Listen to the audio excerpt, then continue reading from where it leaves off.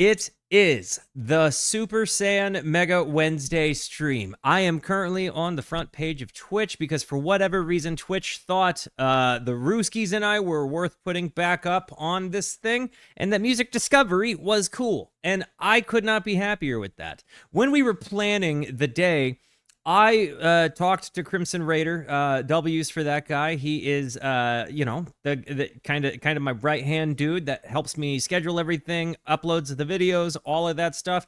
And I told him I have not been able to stop thinking about Smashing Pumpkins since I last listened. I want to do Mellon, Collie, and the Infinite Sadness because everybody that watched that video told me, Walter, you need to just do it.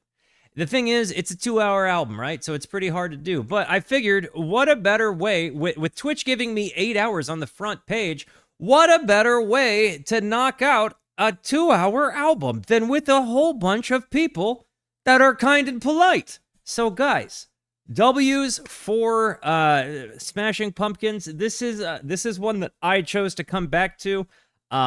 I was given a massive stage today, and I wanted to celebrate, something that has kind of stuck with me since I listened to it. A band that has stuck with me since I listened to them. I listen to a lot of music. My stream is literally dedicated to it, but some things stand out to you, and I'm not gonna lie. I found some relation, some silliness, some things I disagreed with in almost a agree to disagree kind of way. But I found some familiarity with Smashing Pumpkins. From sound texture, sonic stuff, to lyrics, there was something there. And as I'm looking through this, it didn't occur to me going into it that it was a 2-hour album until planning began. I didn't really look into the songs, but I'm sure I know the song Bullet with Butterfly Wings. And hilariously enough, 1975. I'm saying 1975 because when I listened when I listened before, I was like, I know the hits, like I know 1975, blah, blah, blah, like a total dink. I clearly didn't know them as well as I thought I did. Everybody rightfully dunked on me. I totally deserved it. But it seems to me that those are the two songs that I know. If I happen to know another one as we go through this, I will let you guys know. And yo, Wascal the Wabbit, welcome to the Rooskies, homie. Rooskies, make our new friend feel at home. Guys, I have to ask, have you heard this album before? Are you familiar? Or are you raw dogging a very first listen with me? Guys? I'm gonna hit the play button on this thing and revisit my new friend Billy Corgan's catalog. Guys, I don't actually have a friendship with Billy Corgan, though if he would like one, I'm here to talk. Guys, I've got before I hit play, I've got context as provided by our friend Garrett Cartoonist, friend and artist of the channel. Melancholy and the Infinite Sadness is the third studio album by the American alternative rock band The Smashing Pumpkins, released on October 23rd of 1995, so I was 4 years old, by Virgin Records. The album is a 2 CD set, the 2 discs subtitled Dawn to Dusk and Twilight to Starlight. Features a wide array of musical styles, including art rock, grunge, alternative rock, and heavy metal. The album is one of the most ambitious of its time and has been lauded by critics and audiences since its release, having been certified 10 times platinum in the US alone. The Smashing Pumpkins are Jimmy Chamberlin, Dream and vocals on Farewell and Goodnight. Billy Corgan, playing a lot of stuff. James Iha, and Darcy Bretsky, got it, featuring also the Chicago Symphony Orchestra, that's awesome, on Tonight. Maybe I know that song too. All songs are written by Billy Corgan except Take Me Down and Farewell Goodnight, written by James. Melancholy and the Infinite Sadness, produced by Billy Corgan. Okay, so wow, they really were involved in their own stuff. 2 classical paintings used during the making of the front cover. Okay, so superimpose. Gotcha. Huh. Alrighty then. Guys, W's for Garrett and W's for Smashing Pumpkins. Now, let's hop into this juggernaut, shall we? Guys, I'm going to hit the play button. Before I do, it's very important to me that you know that you are awesome, that you are valuable, that you are important, that you matter, that you are deserving of love, and that I am abundantly grateful for even a moment of your time. If you like what you see, feel free to hit the like and the subscribe button. It goes a long way to help me out. If you really like what you see, leave a comment. I would love to hear from you. Or join us on Twitch. I stream every Monday, Tuesday, and Wednesday at 8:30 p.m. Arizona time.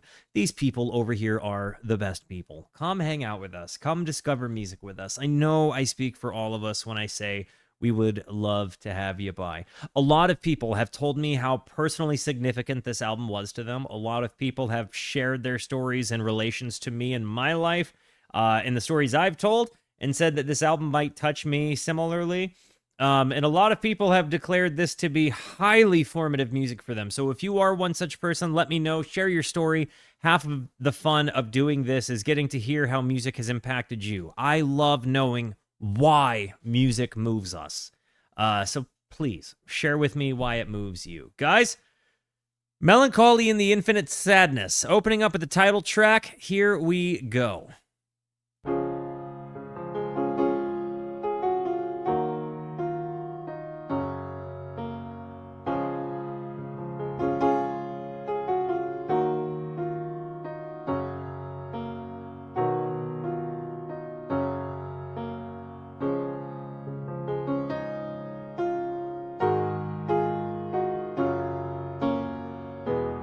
So I just looked it up. This is an instrumental. Got to give me an instrumental warning.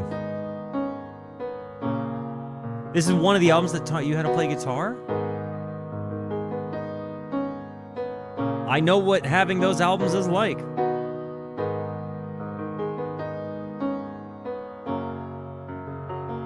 Welcome to the Rooskies, Chi-Chi. Ooh. Lo-fi strings?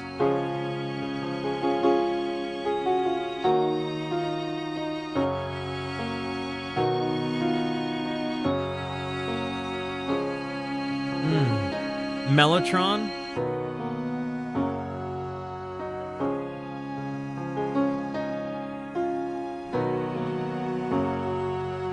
Yo, Mr. Gooseling, thank you for the sub, homie. Genuinely, thank you so much. I love how uplifting this feels. This feels like kind of pensive, kind of hopeful. You know, it kind of has that like coming back to yourself vibe.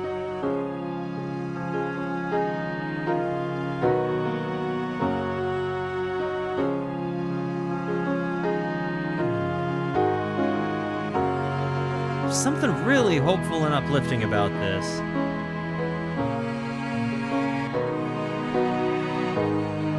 It's infinite sadness.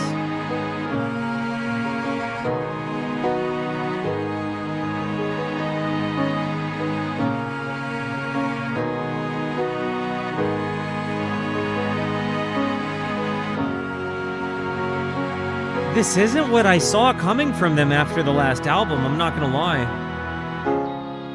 Oh, diggity. Thank you so much for the sub, homie. I love this Mellotron sound. It really does have, like, the perfect lo-fi strings.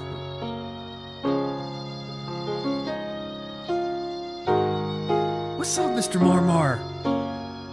How's it going, my guy? I think that for it to open up this way, though, is very disarming, you know?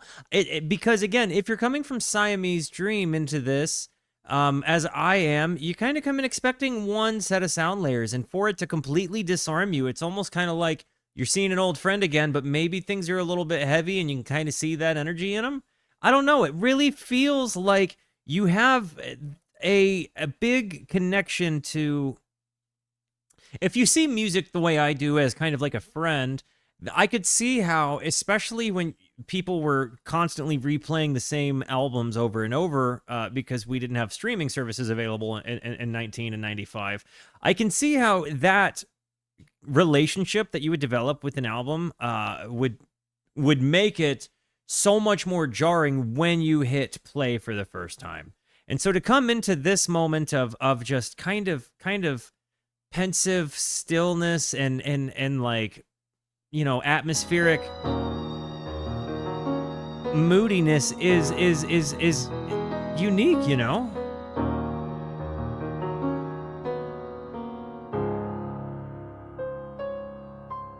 But I also like that this is something that is notably in their catalog. I like that that's something in their bag. Tonight.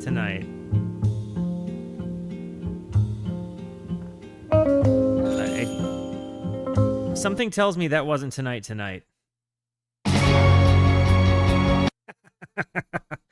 Classic moment of title. Okay. So yeah, I have heard this song. Now that I once I heard the other one, I was like, maybe I haven't heard Tonight. But now, yeah, I've heard it.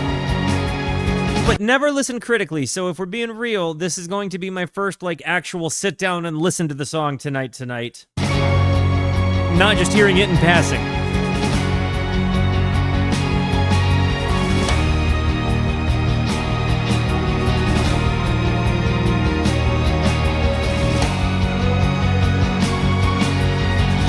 I love the build-up here.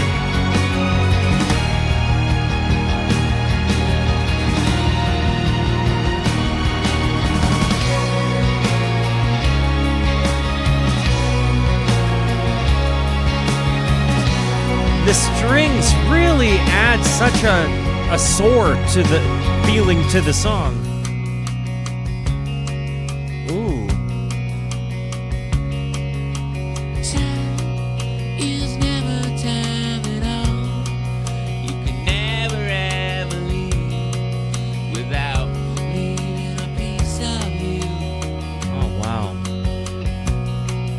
Wow. Forever changed. We will never be the same. The more you change, the less you feel. Believe in me. Oh, wow. Believe.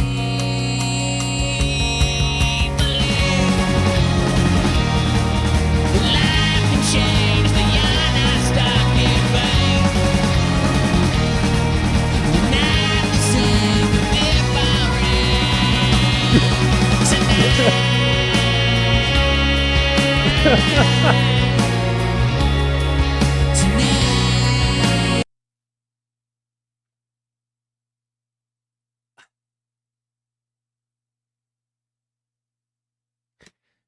Time is never time at all. You can never, ever leave without leaving a piece of youth and art. Like, I sometimes look at my little siblings and I think, like, give me some of your youth. You have so much of it. And, like, you know, at the end of it, I didn't expect to find sadness acknowledged, followed up by encouragement, you know? Believe that life can change, that you're not stuck in vain, that we're not the same or different. Like, there is a bit of hope there. That I choose to believe that this moment here, that getting into that just kind of intimate moment of sound. Life can change, the you're not stuck in vain. Not the same if I ran tonight. This was the only lyric of the song I knew coming into this, just so we're clear.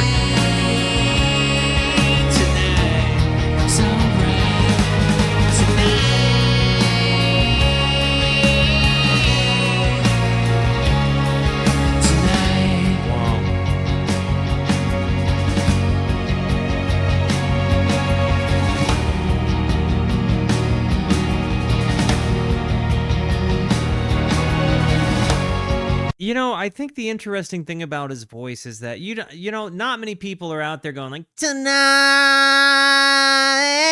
You know, they're not like doing that thing. And of course, he's doing something different than what I just did. But I have to comment on the fact that like he has a conventionally not good voice. Like he wouldn't win a singing contest, right? But I think what you get with him is you have a guy that's learned how to utilize his voice in a use case that makes it impactful. And I think he writes lyrics that you believe coming out of his mouth. And he's great at matching lyrics with atmosphere that he creates. And I think that the combination of those things makes it a really appealing listen.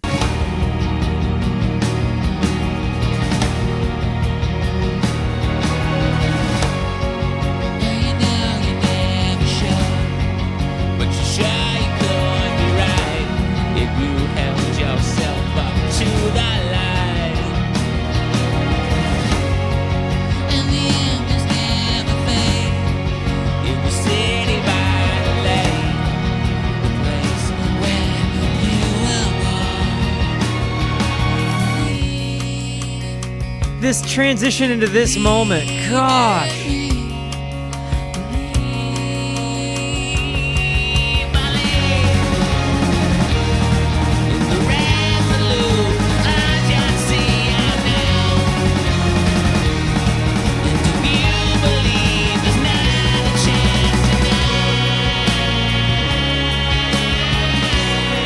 Such a big release moment there.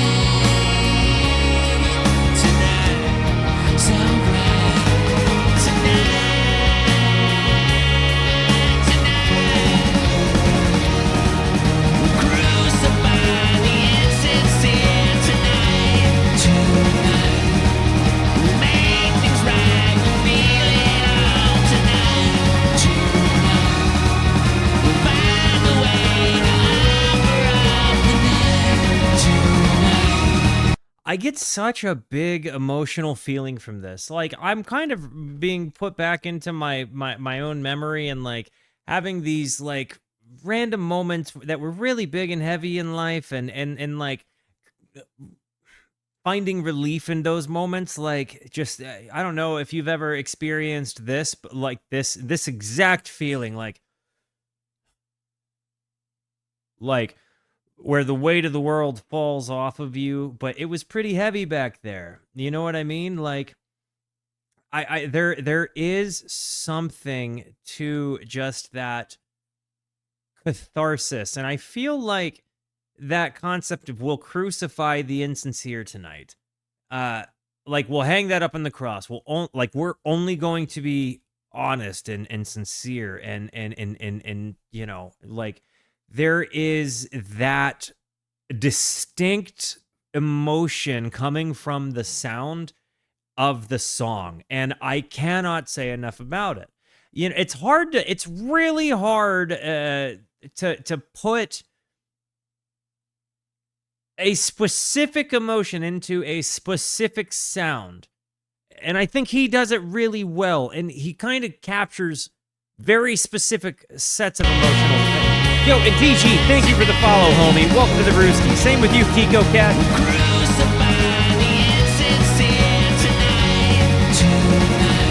Welcome to the Rooski's Mouse Destruction.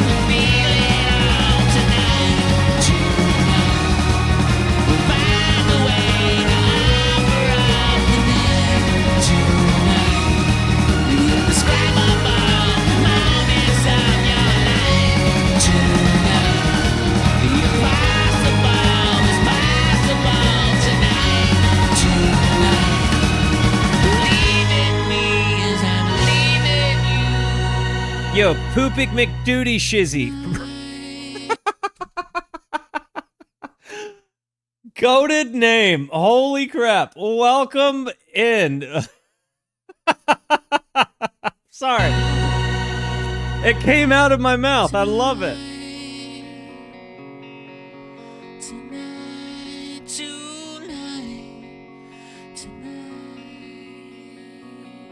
This little run of...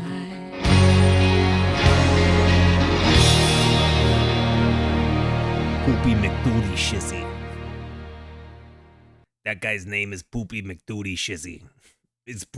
He's a good guy. It's a long name, you know? Poopy McDuty Shizzy. It's a long name, but he's a good guy. It is what it is. Yo, the song Tonight is infinitely more than I thought it was, having heard it like walking by places that had the radio on. I really, really, really, really appreciate that. I think I've constantly been surprised by Billy's lyrics. Like, when you hear the song in passing, it's one thing.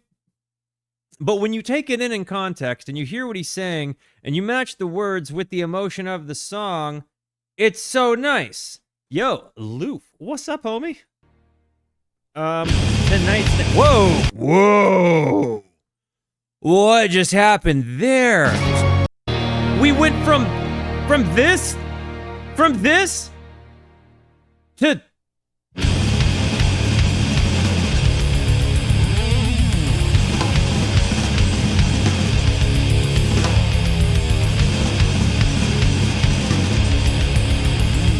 Listen to the kick drum here. That's such a pronounced kick. Welcome to nowhere fast. Nothing here ever lasts. Nothing but memories. Whatever was right nowhere. I like the fact that they can be metally without having to be like... I really think that's fantastic. It's like major key metal. I love it.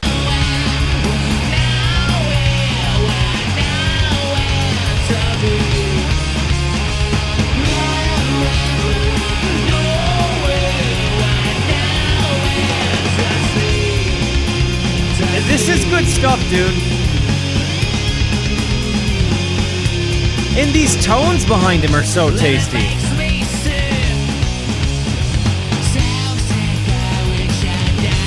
Ooh.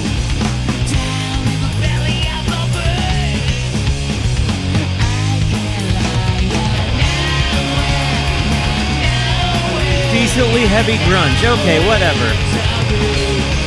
I mean, I'm not trying to split the hairs of the minutia of genre, because I think we can all agree that genre isn't real. It just helps us tell other people what some bands sound like by comparison to other people. So, yeah, that said, there is a bit of the sadness that I was told I was going to get. Living makes me sick. So sick, I wish I'd died down in the belly of the beast. I can't lie. Like, what an acknowledgement of the place of life that you're in and just taking it to the chin.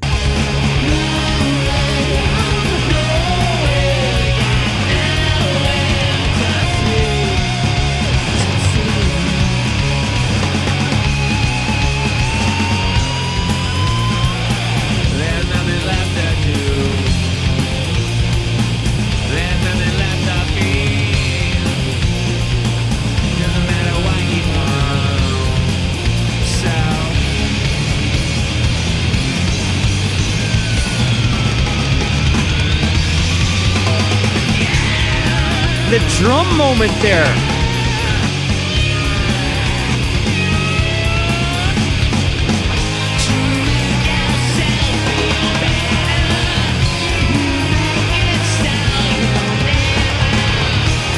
I think you just get a lot of dynamics with these guys.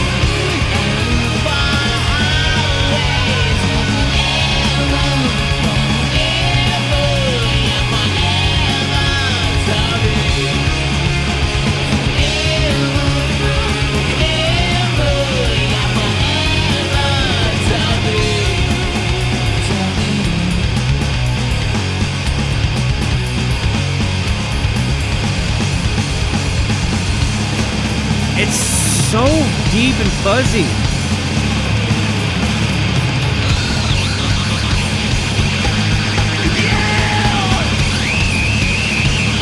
Are there mids? The dynamics of this band is really impressing me. In an album context, I want you to be thinking about the journey we've been on 3 songs in, okay? You go from melancholy and the infinite. I mean, it's progressively gotten a bit grittier and grittier, right? But as we've gone through it, you've had these kind of emotional highs, these encouraging moments, and these moments where you're just like, oof. You know, mids, what mids? Yeah, that's about right. That's what I thought. So Jellybelly was ripping. Seems like we're coming in with another like guitar scream and punch. Let's see what we got. Some all left here. Until then. Zero is a hit. I don't know that I've heard this one.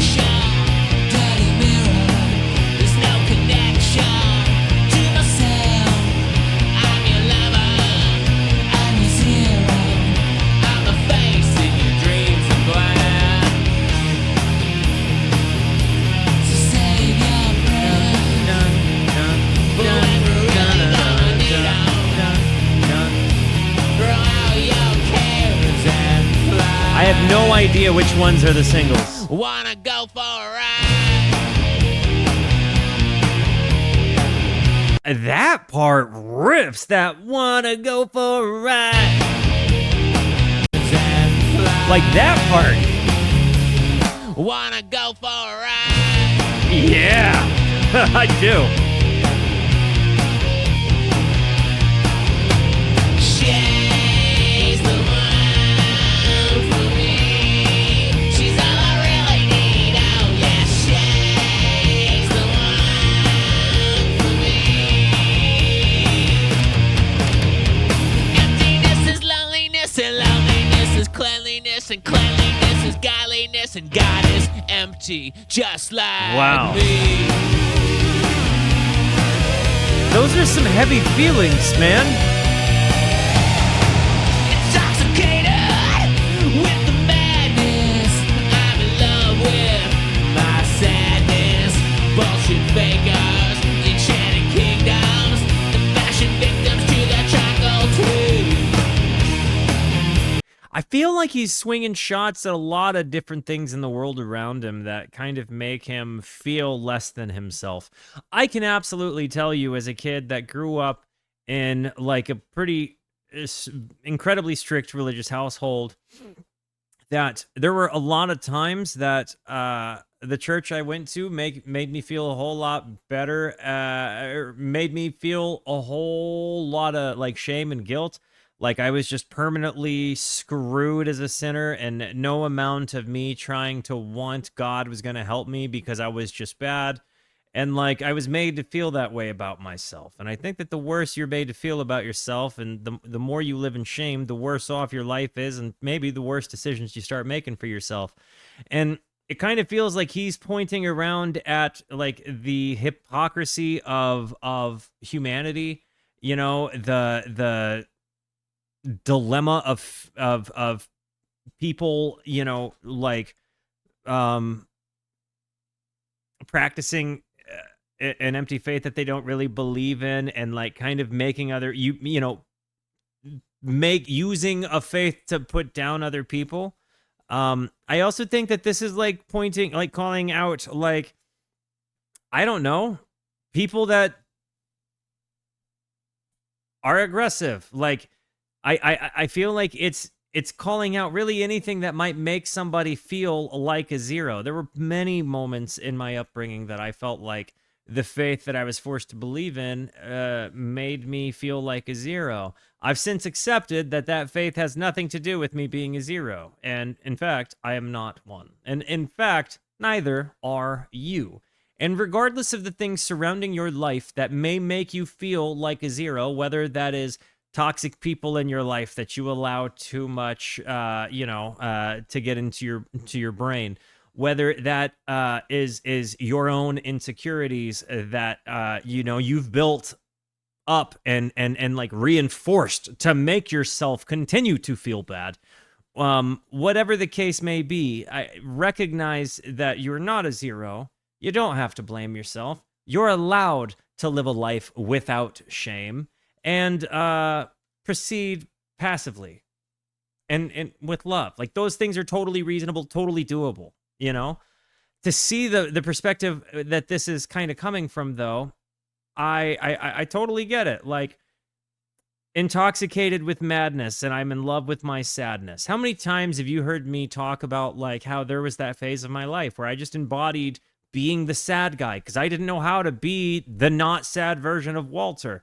I identified myself with my sadness, like, and I started building a life that helped me perpetuate that sadness. Like, because for a period, who was I if I wasn't the divorced guy? Or who was I if I wasn't the guy that lost his grandma to dementia? Or who was I if I wasn't constantly keeping myself sad? Like, in some way, I think part of my brain thought people were going to take me more seriously if I seemed like crazy deep and sad. And I think I like built this persona around being that guy. And I don't like being that guy. I don't like perpetuating my own sadness. I certainly don't like doing it for attention, and I only found out that I was doing it through honest reflection and like punching myself in the face and deciding, you know what? Geez, this is stupid. I have been living really poorly and like making myself the victim of those poor decisions. At the end of the day, fakers do exist, but your involvement with them is up to you and how much you allow them to affect you. Yo, Kiko Cat, thank you for the 6 months of advanced subbing. Dude! Fakers, enchanted kingdoms, the fashion victims to their charcoal tree. I never let out that I was on a sinking ship. I never let out. I totally understand that.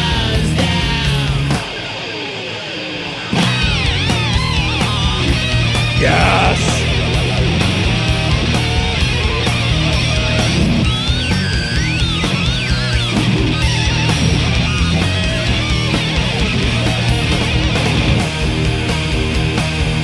You blame yourself for what you can't ignore. You blame yourself for wanting my she's the one for me. She's all I really need out there. She's And in this case, he's talking about, is she the emptiness and loneliness?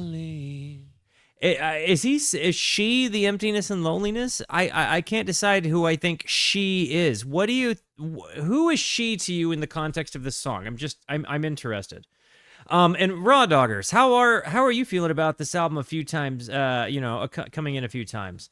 I've read or paid attention to any. I'm guessing you've never read. I think that these lyrics really kind of make the album the experience. Yeah, part of it at least.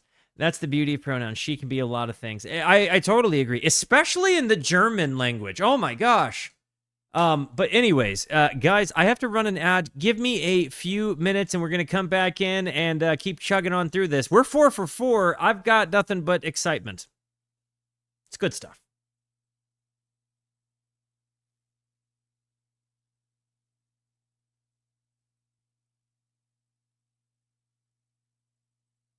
Just saw my clip of the brothers hold moment. I got a big kick out of that one. Sorry, it was quite funny. Yo, Boar, thank you for gifting one to the Sky of Light. We love them. And Yow Girl, welcome to the Rooski. Same with you, Godfarter. Goated name, dude. Okay. Going from 0 into Here Is No Why. You want I should listen to Here Is No Why?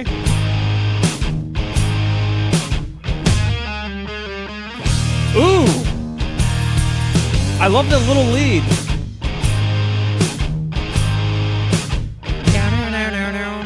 Ooh! the useless drag of another's hand, the endless strings of a dead black boy. Mascara shower and lipstick lost, lit album by restless thoughts, being forgot. He does these little...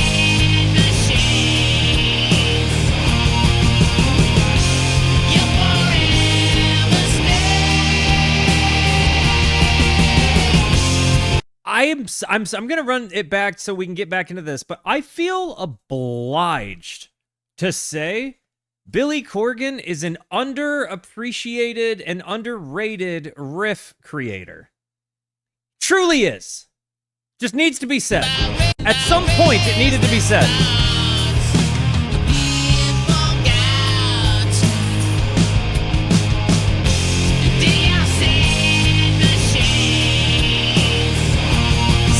machines.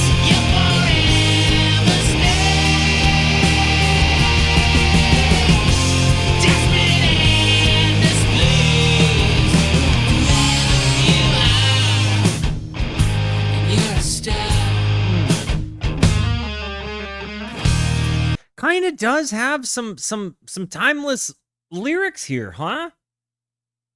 And in your sad machines, you'll forever stay, desperate and displeased with whoever you are, and you're a star. I cannot beg you, I implore you to recognize this is true of yourself.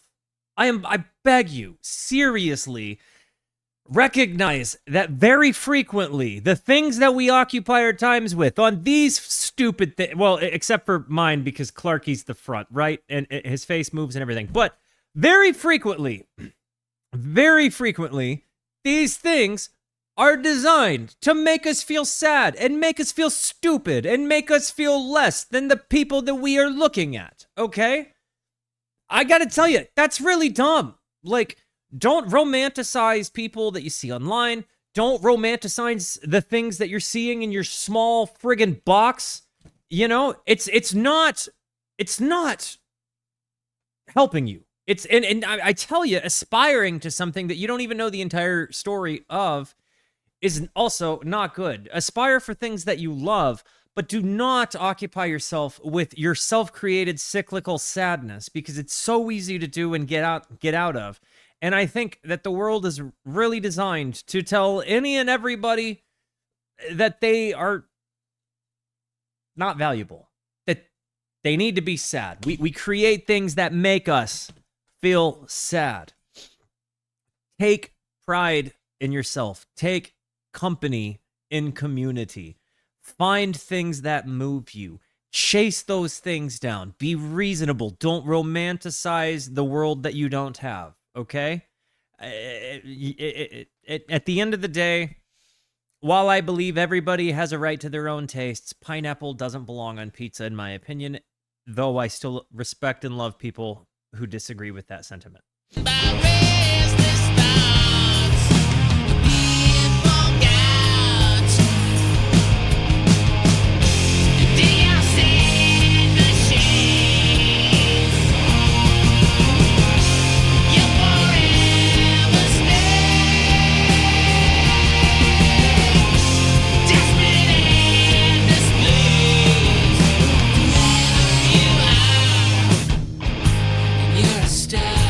May you realize that you are a star. I genuinely believe that.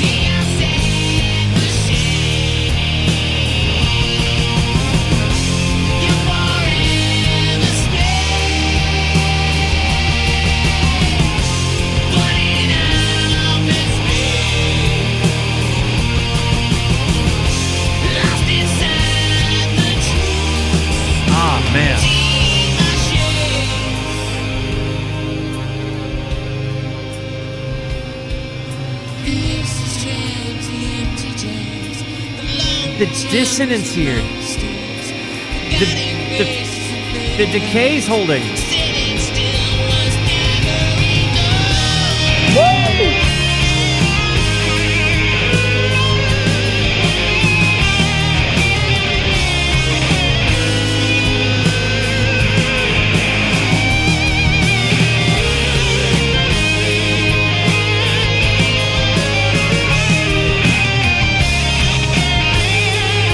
It's so emotional.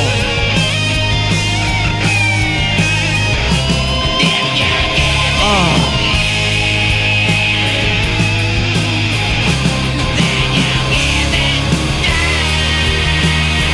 This has been my favorite one so far.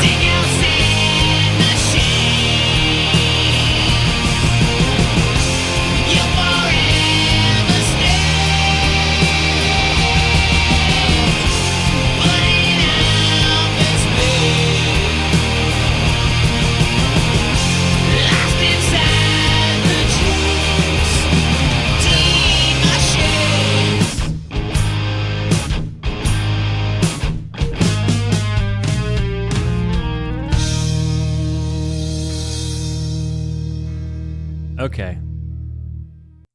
Okay. Give me a sec. Cause I think it just got it out of me, guys.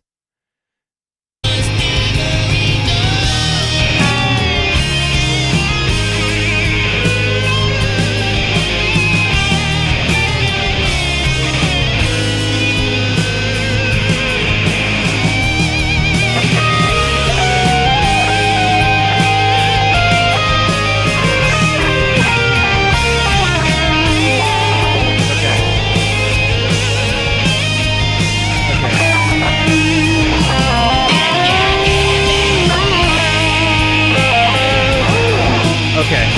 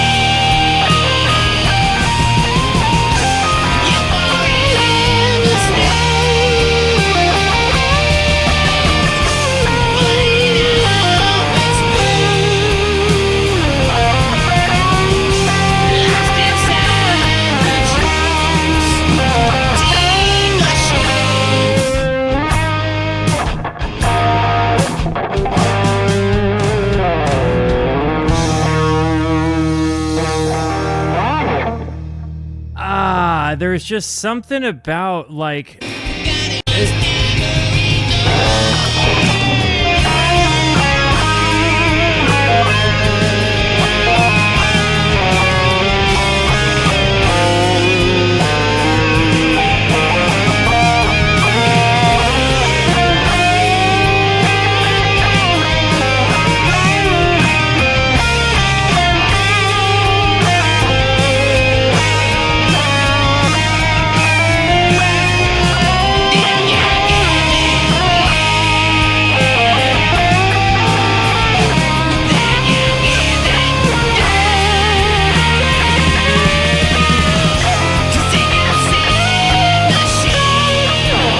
lost it, but at any rate,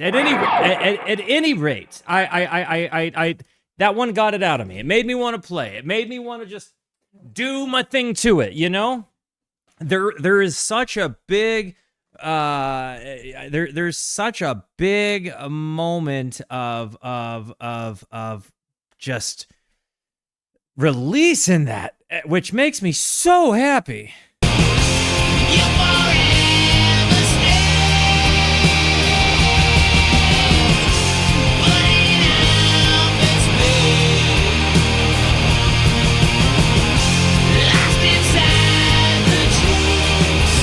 I was just being too explorative on the next one.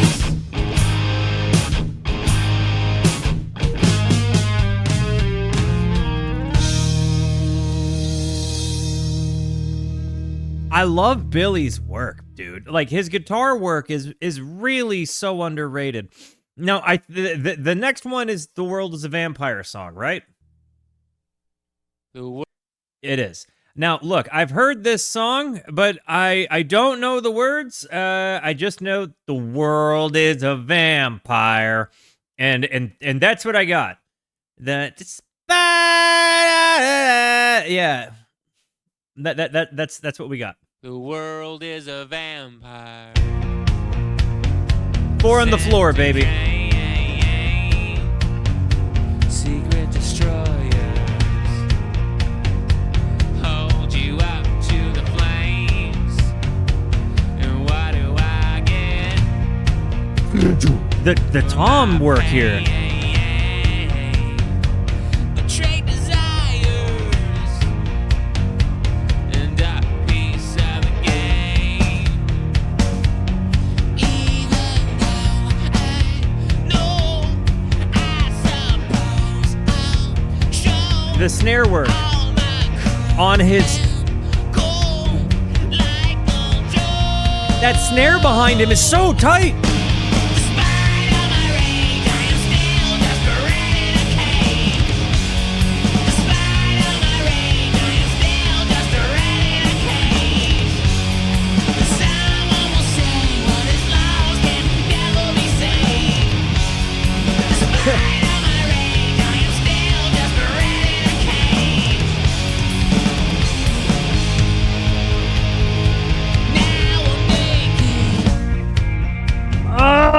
That's such a tasty transition. Going from that huge part back into the now I'm naked part, and you go, the dynamics of this thing, the loud to quiet, the push, and then the subtlety, you know? Man, did you catch the biblical reference? What is lost and can never be saved? Let me see.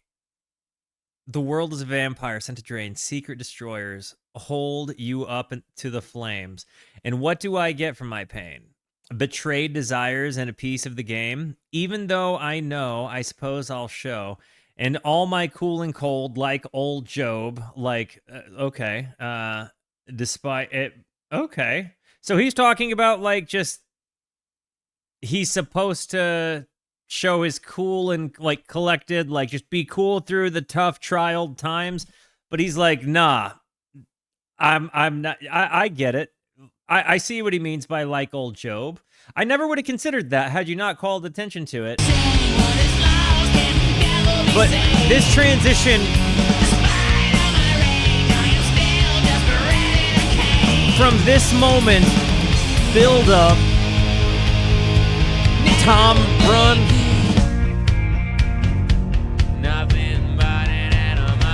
The toms and the bass here are so nice.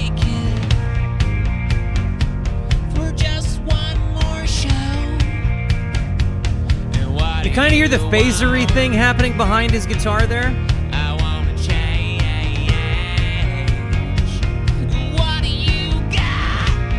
Whoa.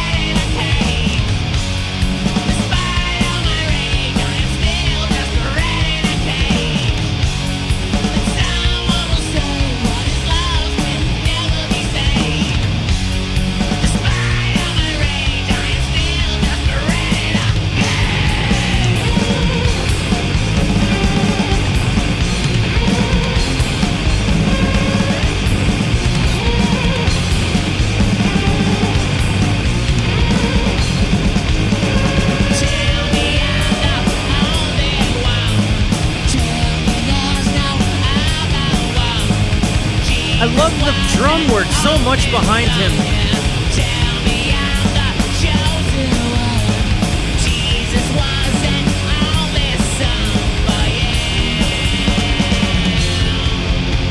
It really does get big and aggressive and in your face. And this bridge pickup walk.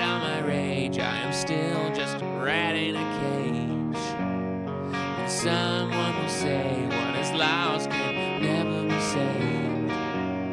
Despite all my rage, I am still just a rat in a cage. The tones are so... They're so fuzzed out, so bassy. Like, what is he using, like a Proco rat? How does he get the low end into his tone like that, apart from scooping mids?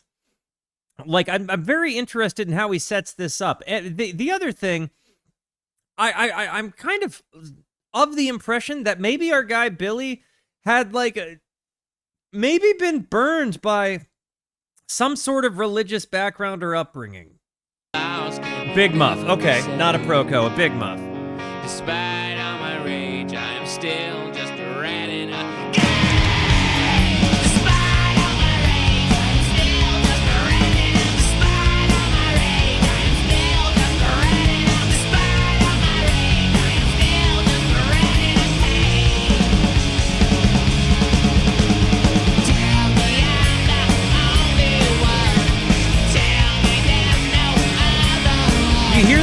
pump pedal behind it.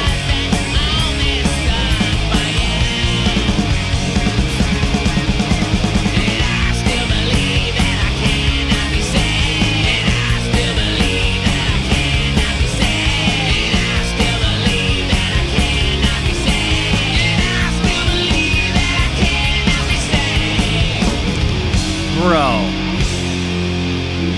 When you hear that song in context, when you hear that song and you hear the lyrics and you realize that he's kind of talking about like feeling like he's supposed to be one way, but like still dealing with rage, kind of like he's trapped himself in it, like he's dealing with it here, even if he's looking cool and collected. I definitely kind of see that, like the cage being his person, maybe in this context, like, and that at the end, that I still believe that I cannot be saved, is such kind of a heartbreaking line.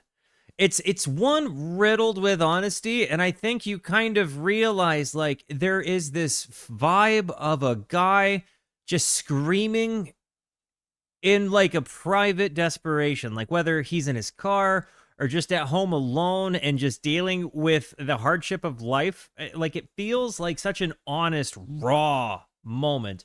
I definitely feel like he approaches his singing with a level of conviction, and you'll hear me say that like throughout my commentary and other videos when listening to people, because some people, when they sing, you just believe them. Even if they're singing something abstract or maybe not even written about them, when they sing it, you believe them.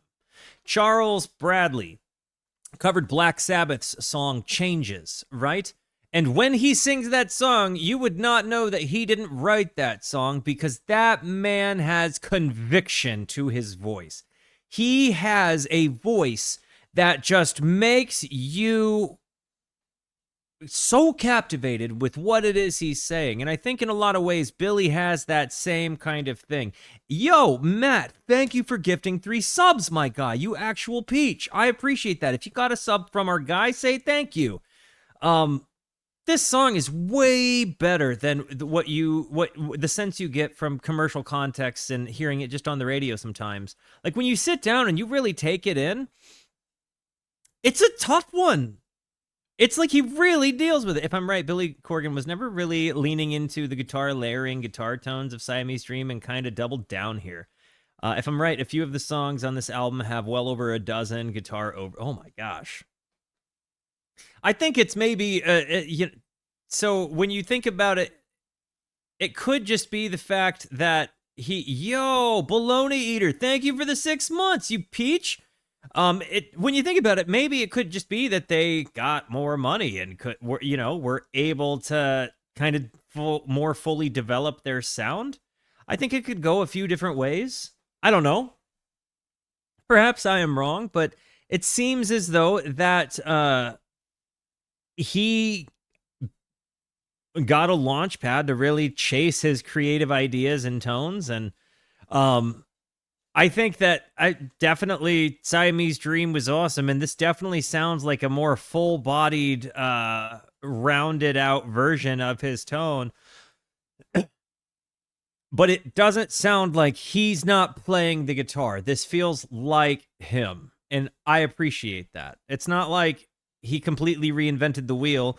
Kind of comparable to like Adam if you listen to Adam from Tool, and you go through his guitar work, his work really, really evolves. His tone really fills out throughout the time, but like he evolves as a guitar player. He does a lot more, kind of rhythmic, delay, stereo-based things, but like it's still very much him. And I feel like this is kind of the equivalent of the same sort of evolution, just in a different use case and with a different skill set. Next one is To Forgive.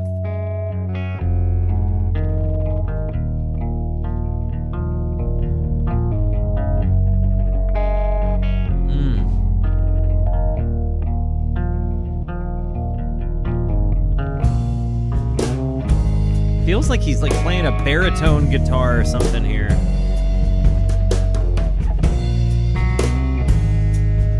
Just a bass. 10 times we moved, I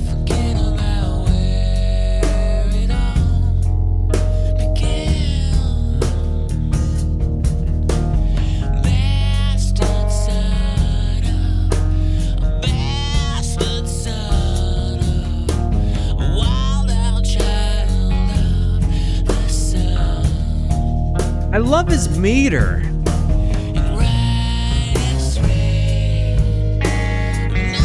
You hear the back part, that very subtle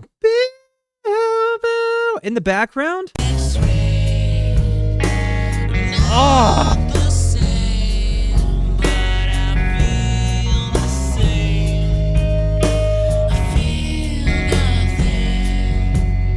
The feedback use here in an instrumental context is so beautiful.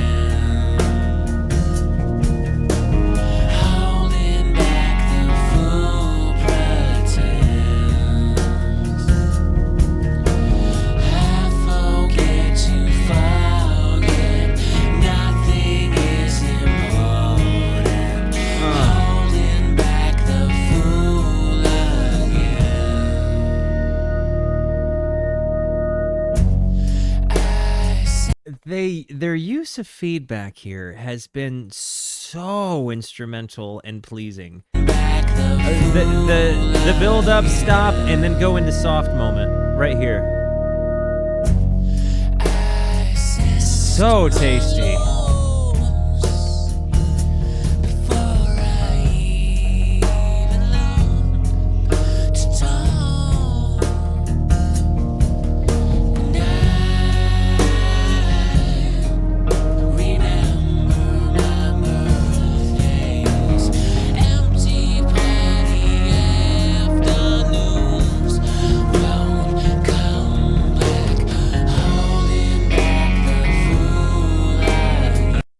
This is heartbreaking. It's like you see he's kind of singing about himself from a very negative hurt context, but almost as if he's singing about himself from the perspective he feels his supposed loved ones are supposed to see him from. And as a person who's had moments of relation to this, also coming from the perspective of having like a very, very wonderful relationship with my parents now, it's heavy. Like it's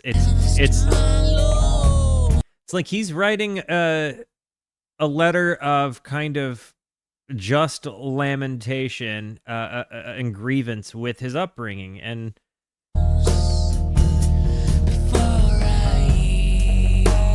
I think if we can keep ourselves from that being a pity party, we can find a lot of healing in something like that.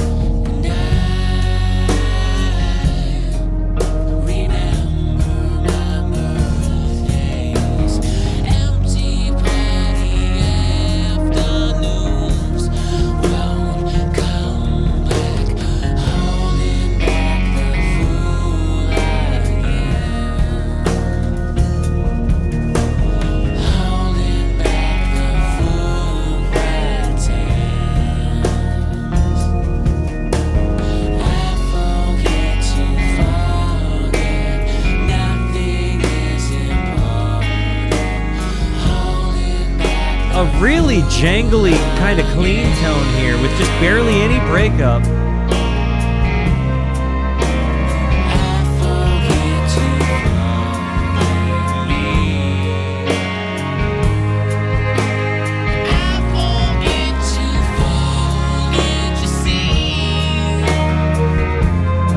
I forget to forget.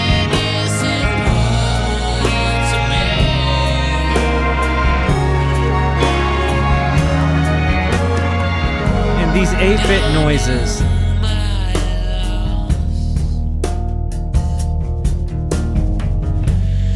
It's like he knows. It's like he's kind of lamenting the childhood or his upbringing. Like he's gotten to the point that he realizes, like he kind of knew as he was growing up that he was lacking something, that he knew what he didn't have. Which kind of get it. But I also recognize, like, it's coming from the perspective of, like, maybe him writing about it is allowing him to kind of work through it and like, give that kid a hug.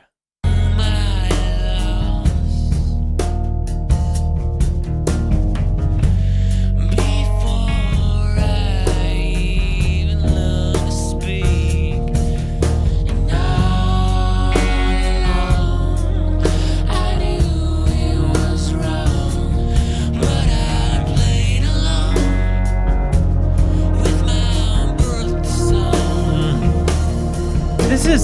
actual heartbreak.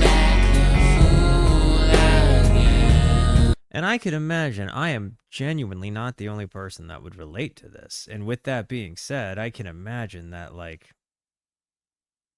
a lot of people maybe saw a hard part of their lives kind of being sang about as if it was just like,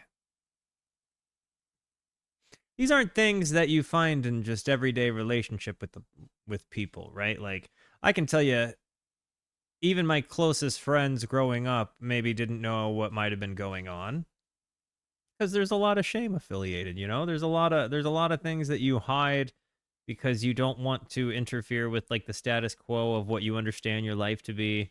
There's a lot of things you don't say because it's not socially acceptable to talk about, you know? And I think a lot of people live with the pressure of their lives on them to keep that stuff in and to not talk about it. And I definitely I can see for sure that a lot of people would have heard this and seen something in their lives that they felt their whole lives that they couldn't talk about, and found some understanding in some lyrics from a guy who's kind of singing about something that isn't universally understandable, and more than that, sort of socially taboo to talk about if you come from someplace similar. The drum run there, listen to the cymbals.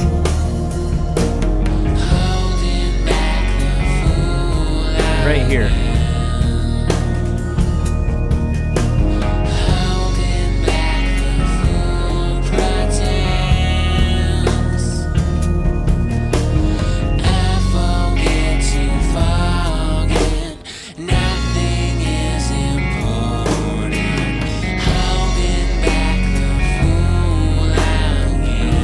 But don't let yourself fall into the trap of nihilism, feeling like nothing matters and nothing is important, because it does.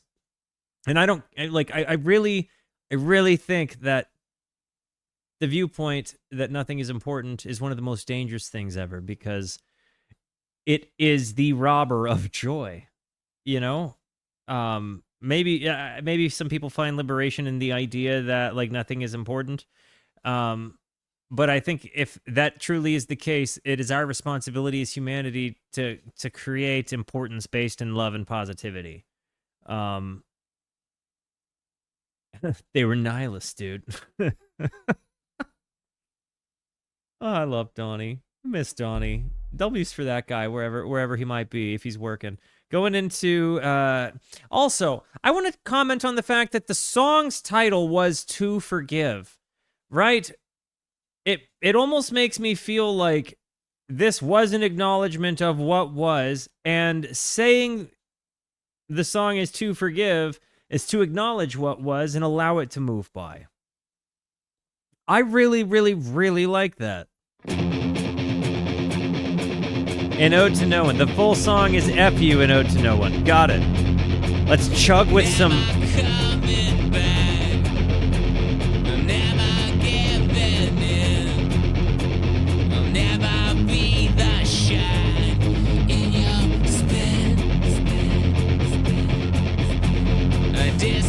I'll never be the shine in your spit. What a line. Disconnect the dots. Disconnect the me.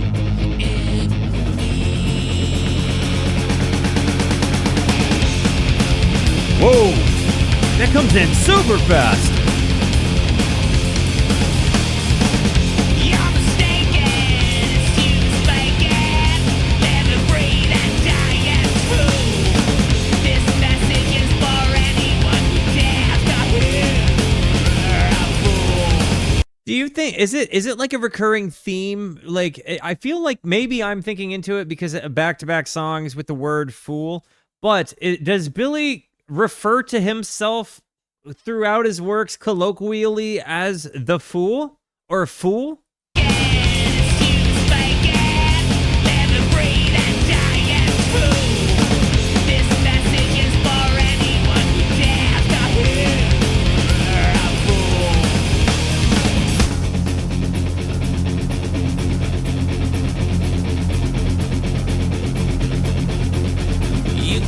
break me back.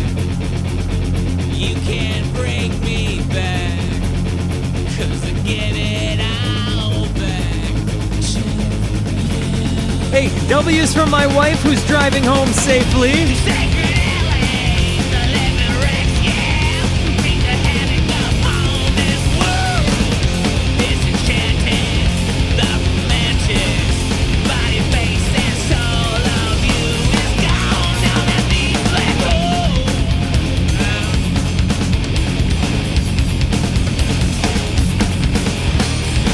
Destroy the mind, destroy the body, but you cannot destroy the heart. Destroy the mind, destroy the body, but you cannot destroy the heart in you.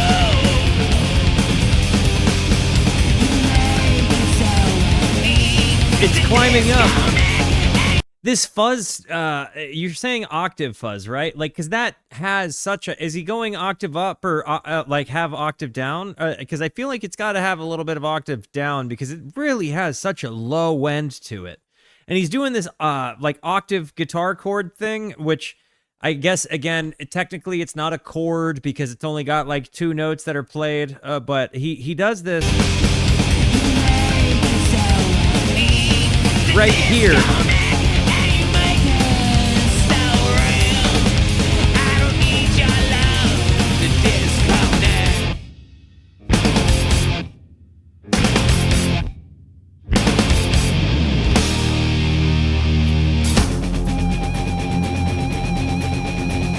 Their use of feedback is so cool to me. And yet the drummer has kind of been like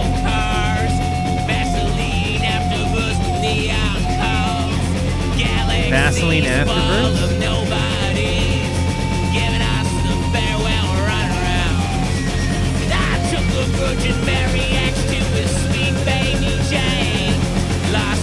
Slowing down? Getting louder? Coil my tongue around a bumblebee mouth, and I give it all back to you. I give it all back to you. Yeah. This has been my favorite part of the song. Give it all back to you and for you.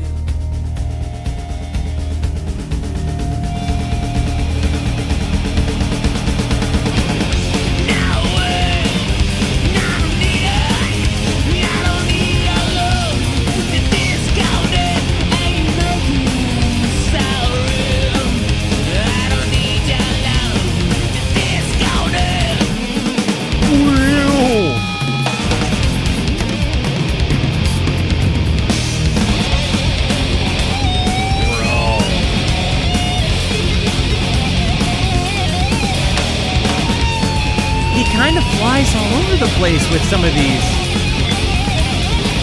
Like, allows it to be a little messy and dirty.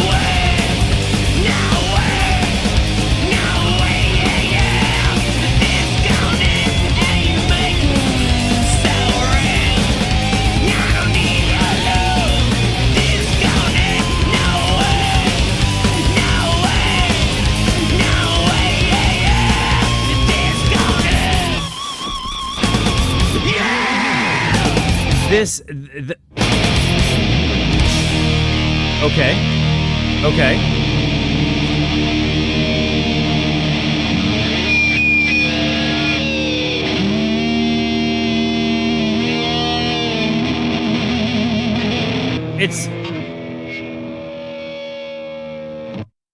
It's those things though that I really, really, really like, because when they utilize the like the junk noise in instrumental context, like these feedback moments, like the fact that they have such a big and in your face sound is incredible. Like, they really have such an immaculate like punch. As far as Billy's guitar tones, I really did not think that he was the guitar player that he was off of just the hits. I think you get so much more when you get into the deep tracks. Now, I say all of that to say this was my least favorite song on the album. There had to be one somewhere. So far, this was my least favorite one. I liked how dynamic it got. It didn't tune my fork in the same way that some of these others did. I think some of the anger I get, but I feel like this felt like a little bit like personal spiraling in anger, and not that I'm like against it. I loved the dynamics of the song. I really appreciated it, right? But this one just wasn't to me as good as some of the others were. The next one is Love.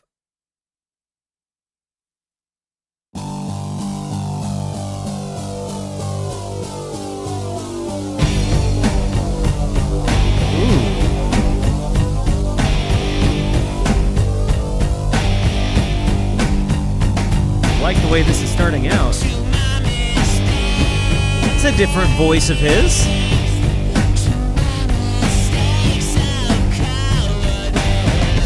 Kind of like megaphony into a compressor or something.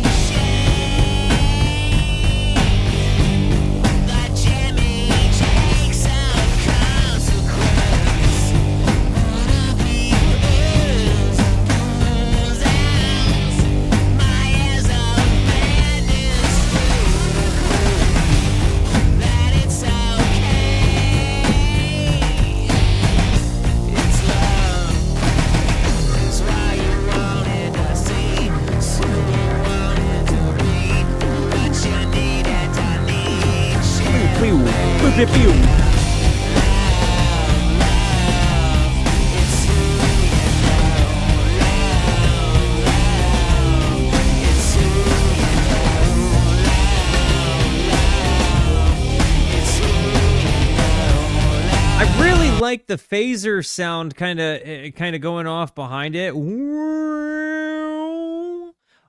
There's something really slow phaser.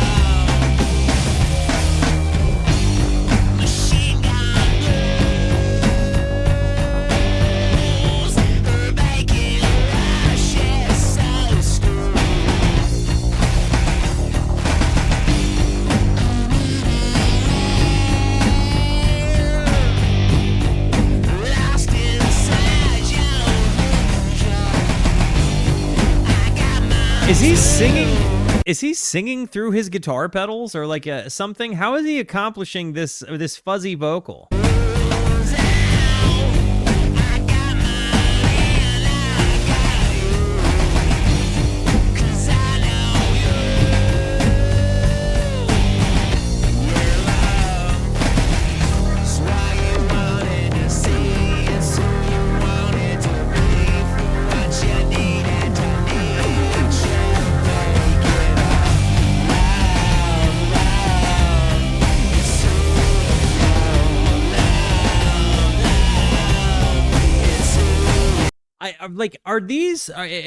Is there some sort of like a really slow phaser Leslie thing happening at the back of a signal chain somewhere? How is he getting this phased out sound?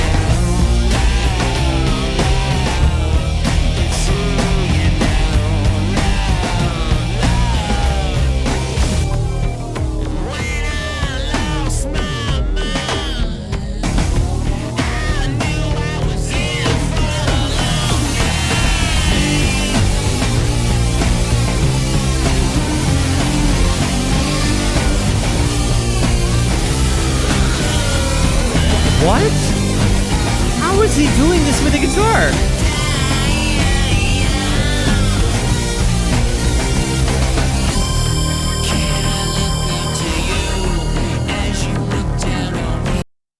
How did he accomplish that tone? What does one do to get that to happen? A whammy? An octave whammy, maybe? With like some mega compression and reverb? How?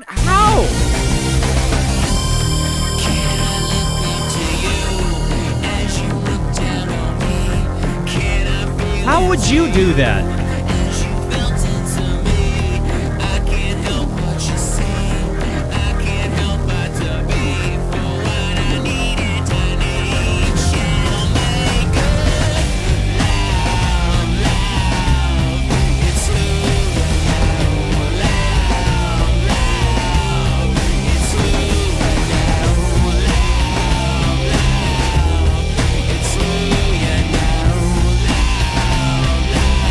Sassy Smoker 420, welcome to the Rooskies, homie.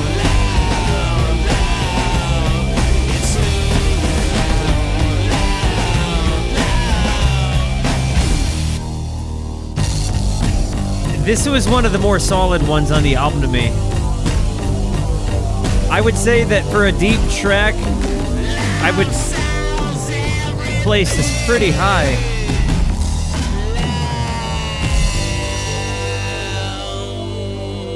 Digital pitch shifting. The most unique element is the guitar solo, which features a robotic harmonized shimmer. On Gearspace, users analyzing the track generally agree that Corrigan utilized digital harmonizer or pitch shifting effects such as the Eventide H3000 or a Digitakt. Okay, so people are kind of thinking along the same lines as me. Obviously they've had, you know, about 30 years to figure it out. I've had about 4.5 minutes, but I feel good that I seem to be on the same track as those guys. You know what I mean? Because I'm not gonna lie to you, Gearspace, they get into the nitty-gritty. Those guys talk details. Okay? That is a place of people with some opinions. But you can learn a lot if you find the right community. Yo, and Thrill, thank you for gifting a sub. If you got a gifted sub, let him know. A big old thank you. Guys, I'm going to actually run an ad really quick. I'm going to go get the gate from my wife, who should be home here pretty soon. I will be right back.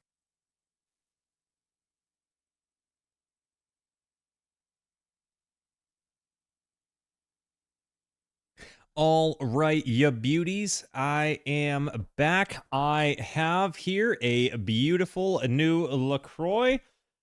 Let's crack this bizzle. And yo, Galloping Gigolo. Thank you for the 100 tick old biddies, homie. I really appreciate that. Let's get back into her, shall we? Cupid de Locke. Here we go.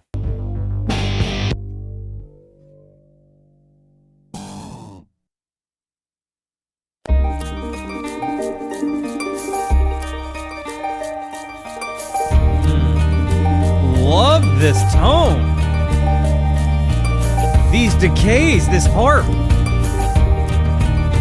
Hey, yo, speaking of harp, shout out to Emily Hopkins, the harp lady. If there is a YouTube channel that I am a fan of, that's one of them. As far as just a person who explores sound, gear, you know, is just kind of funny and has a positive attitude, I got a lot of good things to say. I like 100% an inspiration for me beginning to do, like, you know, more gear demo-y stuff. So W's to that gal. And also, this reminds me of something that she might do on her stream. So it kind of makes me wonder if, like, maybe in her own brain, she heard this album and took some inspiration in her own playing.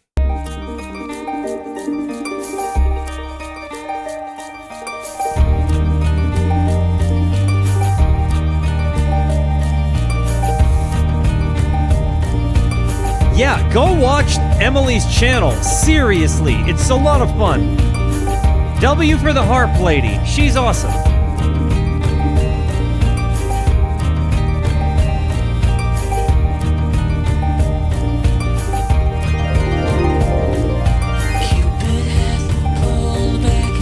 This song is a prime example of why the harp needs to be played more often and with effect pedals.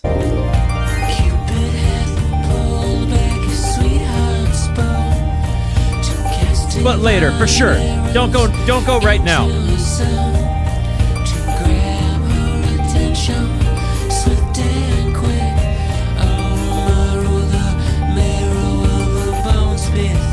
I think we're walking into one of my favorite songs from the day.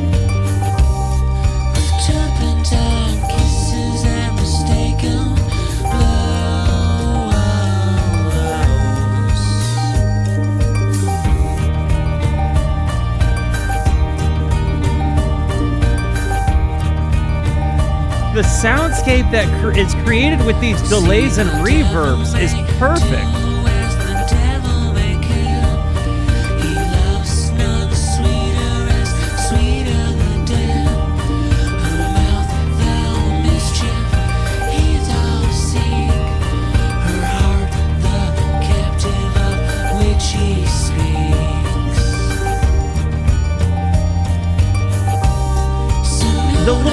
triangle sound. You hear it in the right ear? Listen for the triangle in the right ear. I am wowed.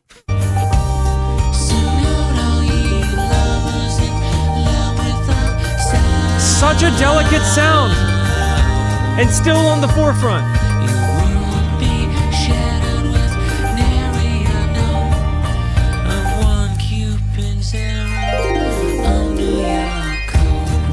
Ah, listen to the stereo panning. It goes left and right. It plays Pong with your head. Right here.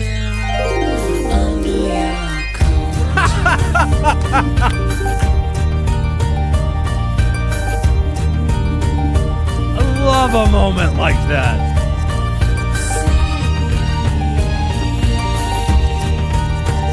And in the land of star-crossed lovers and barren-hearted wanderers, forever lost in forsaken missives and Satan's thrall, we seek the unseekable, and we speak the unspeakable, our hopes gathering dust to dust, in faith, in compassion, and in love. This is, I truly think that this has maybe been my favorite on the album so far. There was something so fulfilling about that. Cupid hath pulled back his sweetheart's bow to cast divine arrows into her soul, to grab her attention, swift and quick. Marrow the marrow of her bones be thick, with turpentine kisses and mistaken blows. See, the devil may do as the devil may care. He loves none sweeter as sweeter the dare. Her mouth the mischief he doth seek, her heart the captive of which he speaks. So note all ye lovers, and love with the sound, your world be shattered with nary a note of one Cupid zero under your coat. It really was kind of a dark-ish nursery rhyme, maybe. Of like the like maybe the ups and downs of love. I loved that song. The harp, the ambience, the decays, everything. That was my favorite song on this one. Cupid de Locke.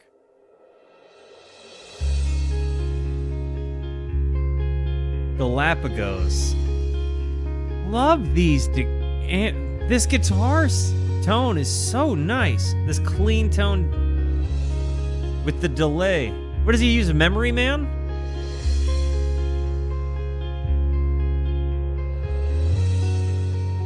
These little crescendos. Ain't it funny how we pretend we're still a child?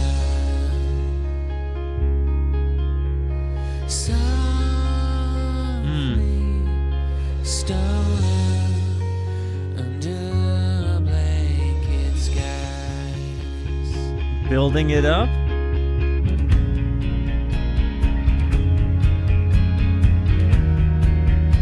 And rescue me from me and all that I believe. I won't deny the pain. I won't deny the change. Should I fall from grace?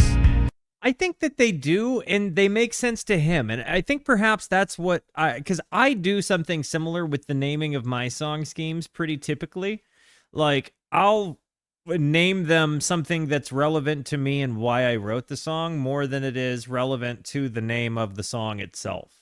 So I actually really appreciate that a lot of the songs have names that may or may not have any kind of direct tie-in to the lyrics in particular.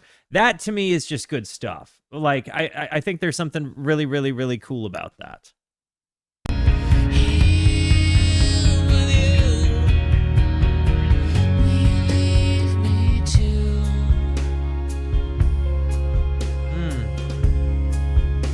I didn't realize that these were moments that you got with Smashing Pumpkins.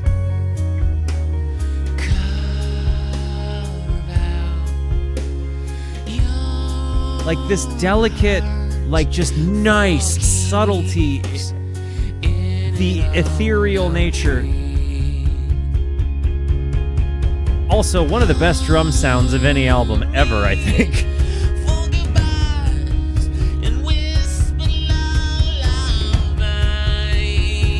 Yo, Elastrin, welcome to the Rooskies, homie. Rooskies, make the new friend feel at home.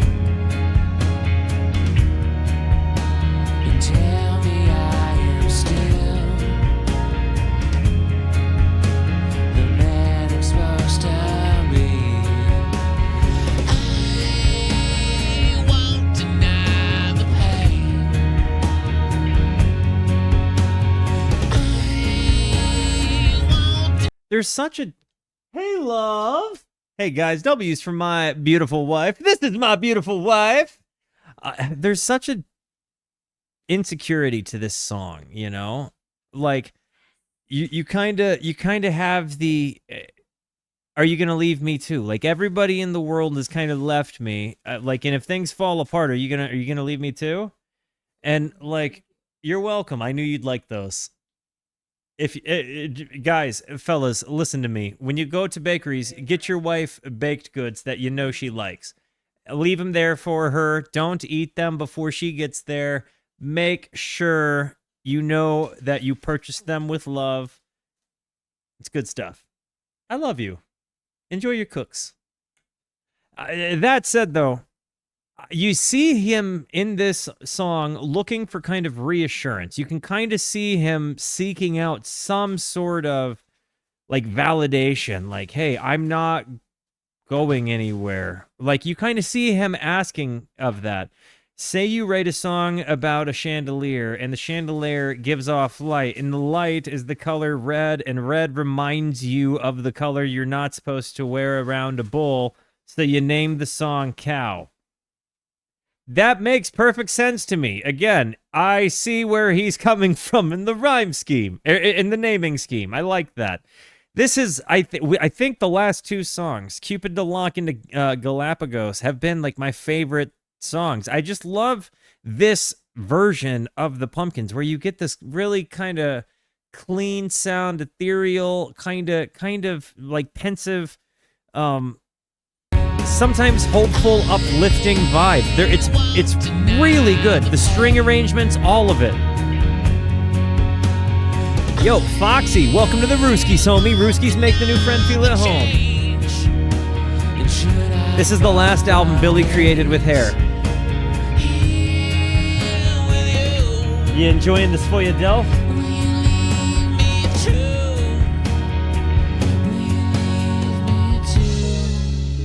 Ooh!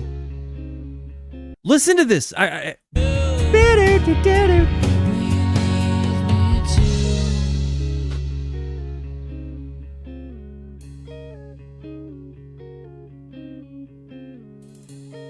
moment of the album right now.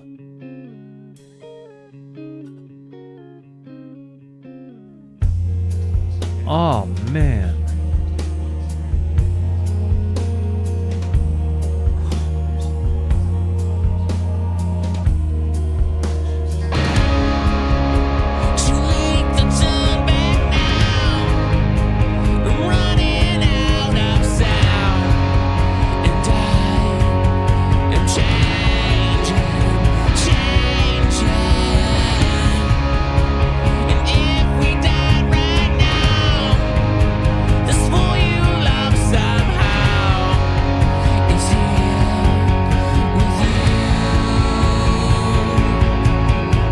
Building.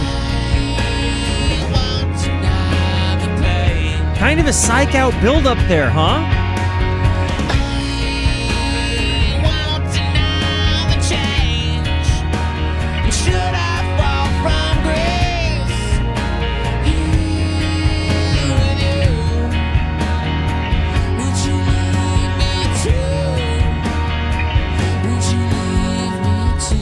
I do think to your point, he did say "fool" again, another Fool reference.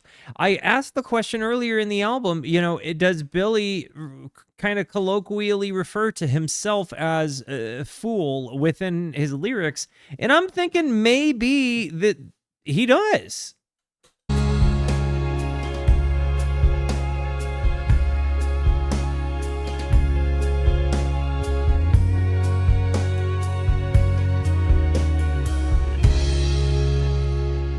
I love the clean tones that he gets with these with this ambience and atmosphere. It's so nice.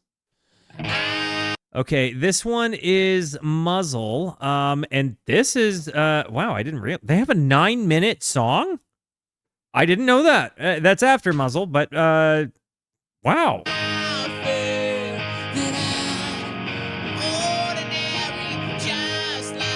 Immediately we're starting this over. When you start off a song with such a profound lyric like "I fear that I'm ordinary," holy actual cats. I cannot tell you how many times in my life I have felt that exact same way, to a crippling point, right? I once heard this coach do a I watched a video of him doing public speaking. It was like he was doing a speech, and I watched the video ex post, like after the fact, right? And he said God must have loved ordinary people because he made an awful lot of them. But every single day, ordinary people do extraordinary things. And I can remember feeling both happy and sad hearing that. And very much like I wanted to be an ordinary person who did extraordinary things. And to open up a song with just a very, very human fear. I fear that I'm ordinary. I get it. But I would turn around and like let you know, I firmly believe that God must love ordinary people because he did make a lot of us. And while there are a lot of us that are ordinary, recognize to yourself that every single day, ordinary people do extraordinary things.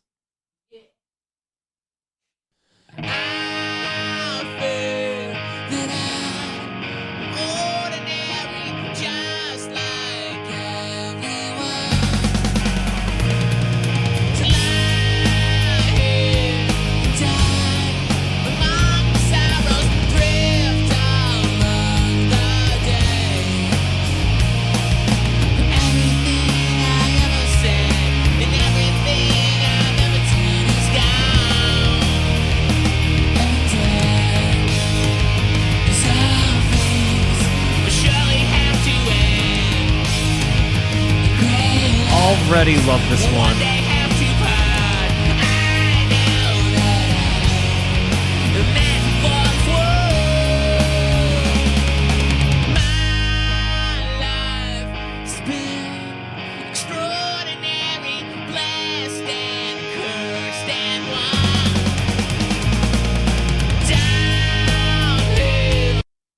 My life has been extraordinary, blessed and cursed and won. May your life be extraordinary, blessed and cursed and won. Truly. Gosh, what a line. Oh my gosh.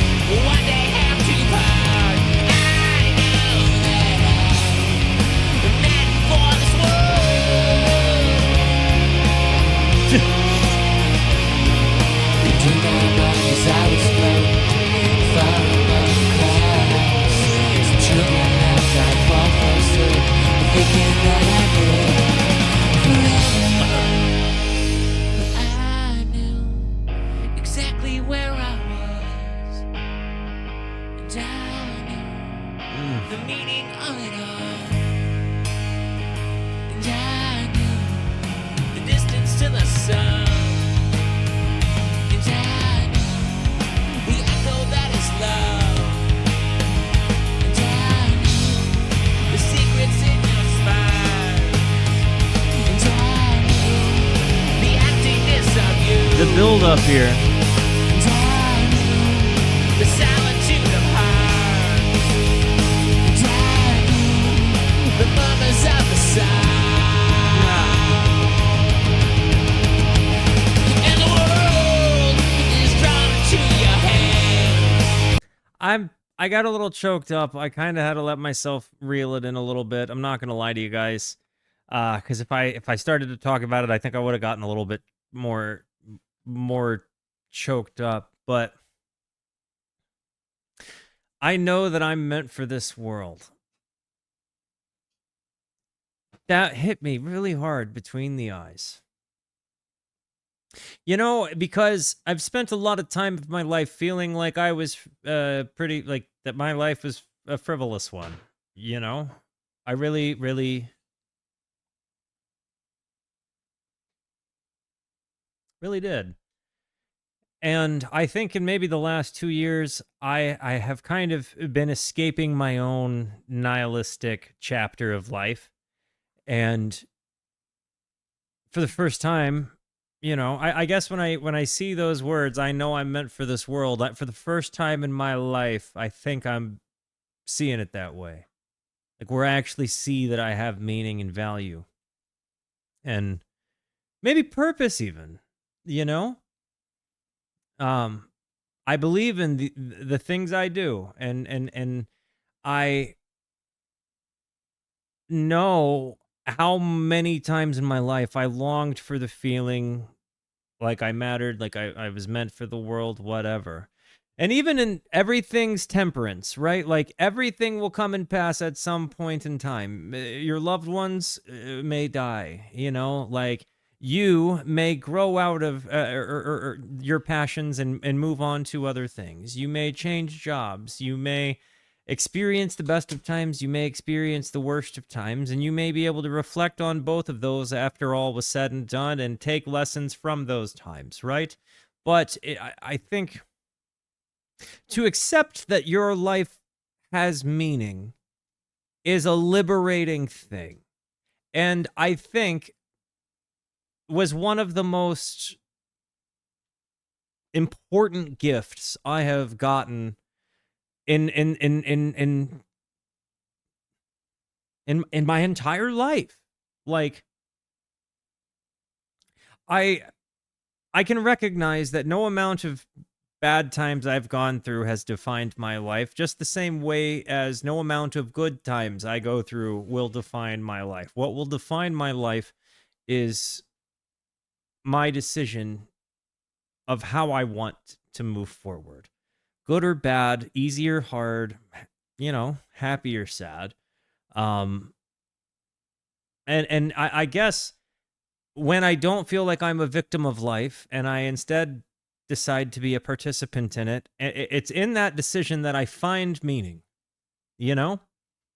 And yeah, maybe sometimes I create meaning and you know, I got to fake it till I make it, just the same as any other human being. But I do think if you can get yourself to the point that you recognize that you are meant for the world, just, you know, because you are, I actually promise you, no amount of anything that sucks will last forever. And even things that suck more than, you know, anything has ever sucked before will pass.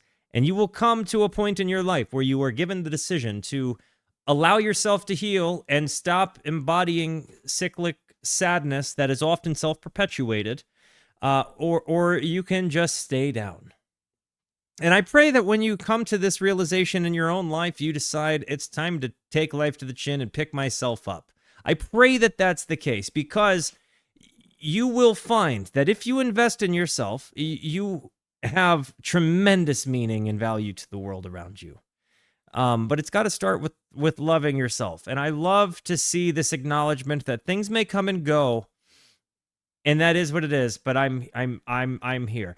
His ability to kind of Billy's ability rather to kind of capture the highs and the lows of life, like really write about just crippling, sad, heartbreaking things, but then really, really write about just hope. And finding hope within the darkness of life, and acknowledging that even though darkness of life is surely to come forward from, you know, and come at you, You're never safe from a bad time, but you can accept that it doesn't have to be bad times forever. You can accept value and meaning. And golly goodness, this is Muzzle was just the song that hit me between the eyes. There is tremendous value in being told that you have meaning. So as you guys have constantly reminded me in my life over the last 2-ish years that I have meaning, I am valuable. Let me again turn around and let you guys know that you are awesome, that you are valuable, that you are important, that you matter, that you are deserving of love, and that I am abundantly grateful for even a moment of your time. Now go forward and accept that you have meaning. Please and thank you. The distance to the sun. In time, the echo that is love. In time, the secrets in your spine. In time, the actingness of you. Such an uplift moment when that other layer of guitars comes in. In time, the murmurs of the sound. And the world is drawn to your hand. And the world is etched upon your heart. And the world so hard to understand. In the world you can't live without.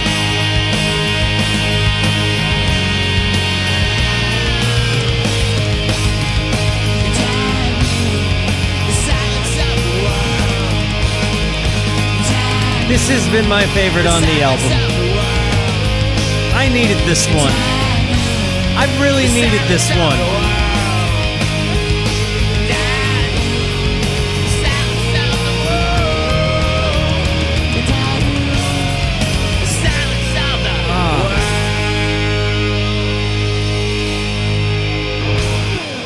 You remember that day that we listened to the entire Police catalog and I kind of dunked on the Police for all of the board fades, like The Move, board fade, repeat phrase. I see that Smashing Pumpkins here have shown the world that it's possible to repeat phrase without board fade. Like our boy Billy here said, "Hey Sting, watch this." The silence of the world. The silence of the world. The silence of the world.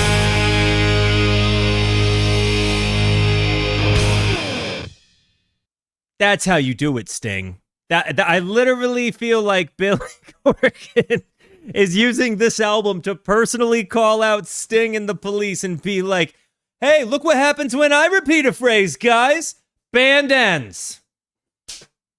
You bet that stung. I'm sorry. That was a tasty one, dude. That was a really good one. Hey, babe. They said that must have really stung. The Sting thing.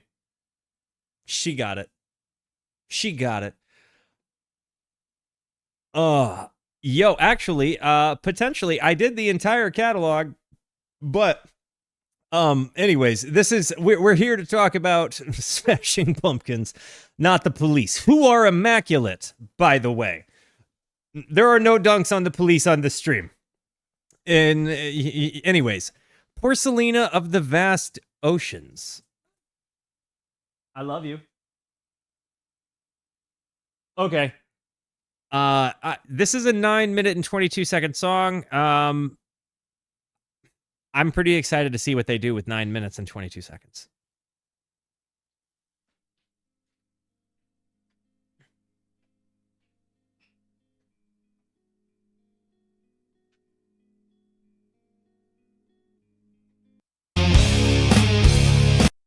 Okay. I didn't mean to jump ahead, but I just didn't hear anything.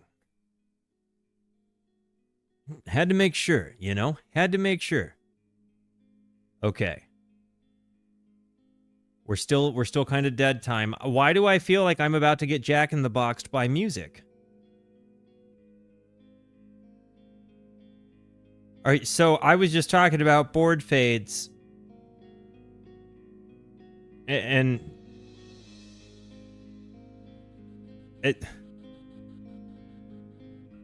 my brain is broken.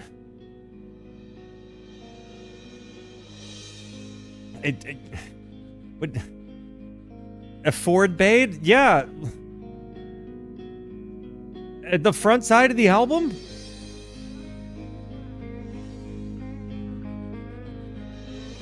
Allow me to shut up.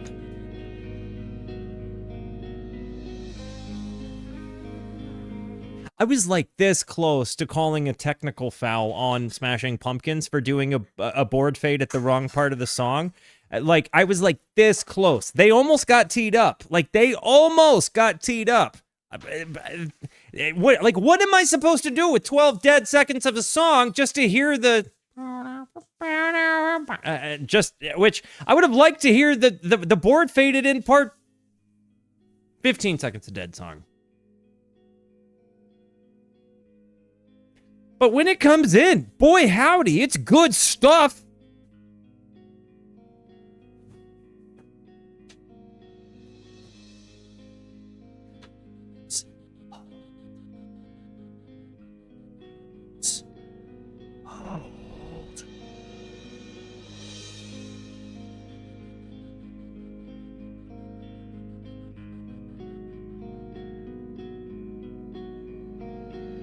The fade in doesn't do bad. This moment especially tasty.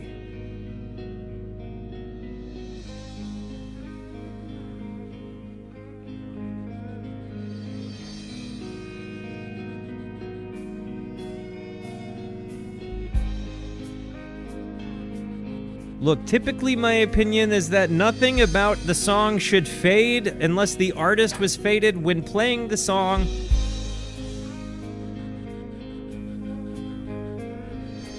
Or we're dynamically fading into another part of the same song.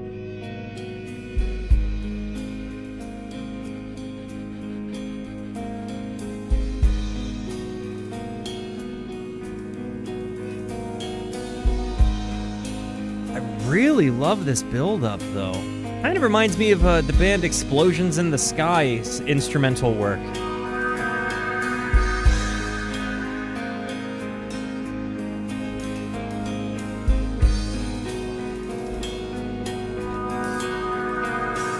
This phasery sound.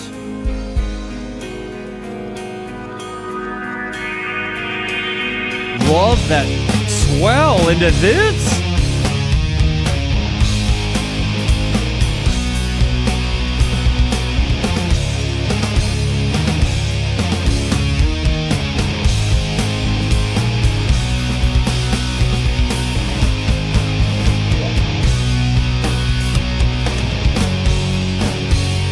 You can't just sneeze when I'm streaming on the front page. It scared me. I got jump scared in front of a bunch of people. You did that on purpose. I have an adrenaline rush now. W's for my wife.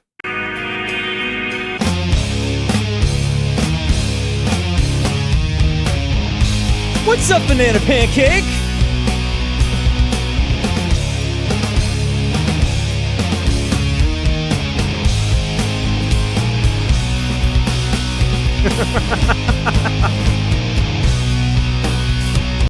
By the way, bless you. I'm sorry. I should have said that too. I love you.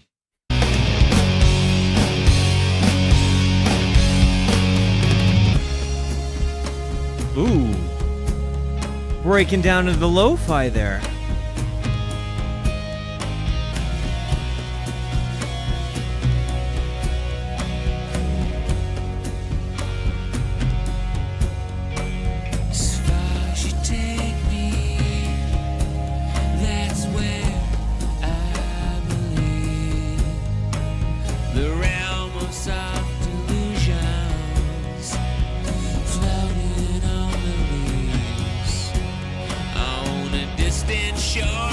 You guys know I'm gonna end up playing my guitar with this song, right? Like, you guys know that's gonna happen?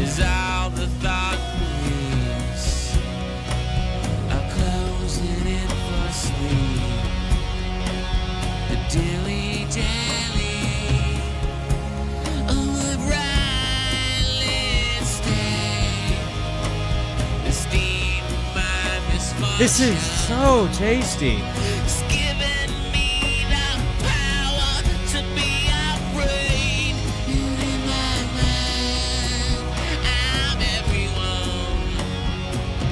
You know, he kind of does talk about the idea that maybe, like, his past perpetuates his, like, the steam of my misfortunes has given me the power to be afraid. You kind of see that he has these moments where he's acknowledging, like, his past is getting in his way. Like, and the scars left from his past kind of, you know, fuel the continued fear of life, of being accepted, whatever.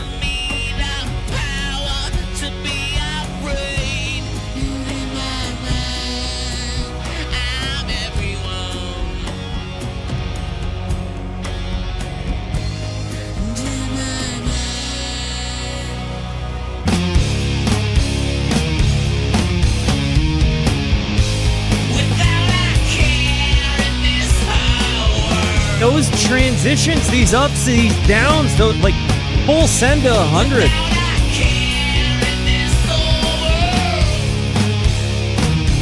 love you. Have a fun time. Without a care in this life, it's what you take that makes it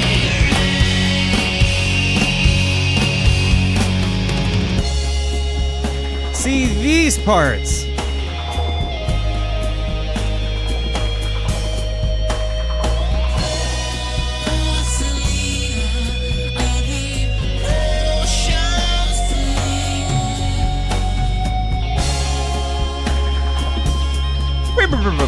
Yeah, I'm playing with this.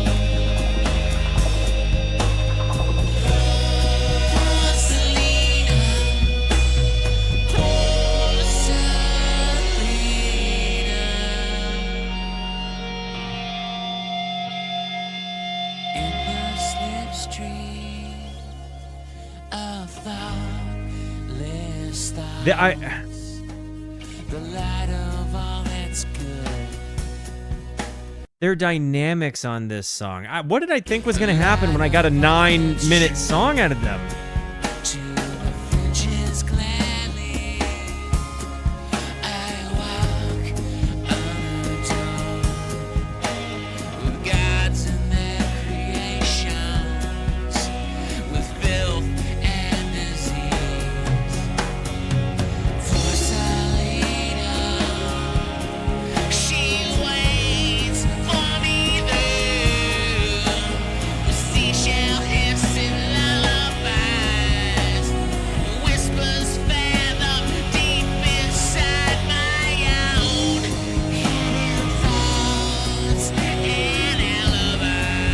I think the effect on his voice, I really think that we're hearing some compression and just pushed gain. I think that they're maybe intentionally peaking his microphone and then compressing it to get that kind of like talk, like telephony voice.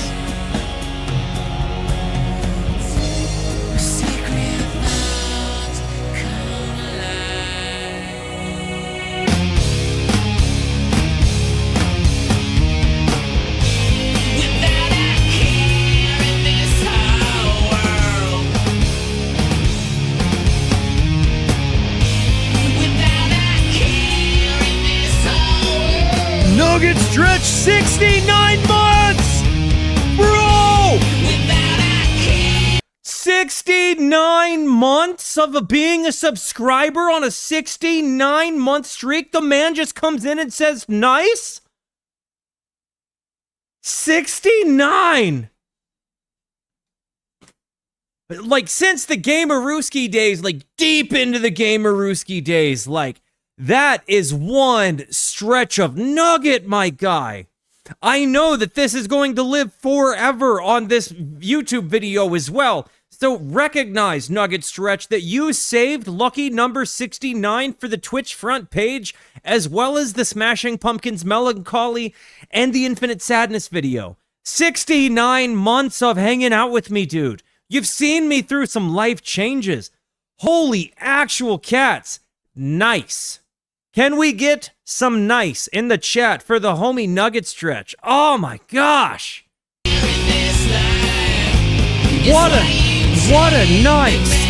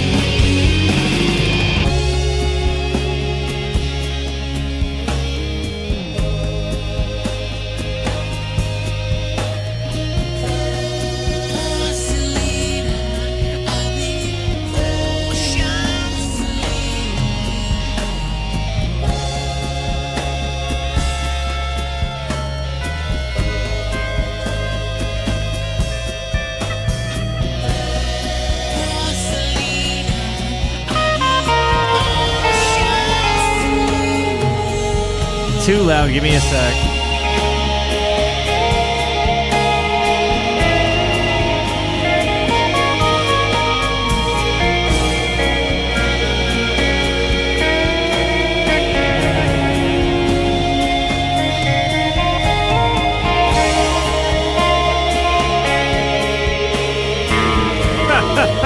Oops.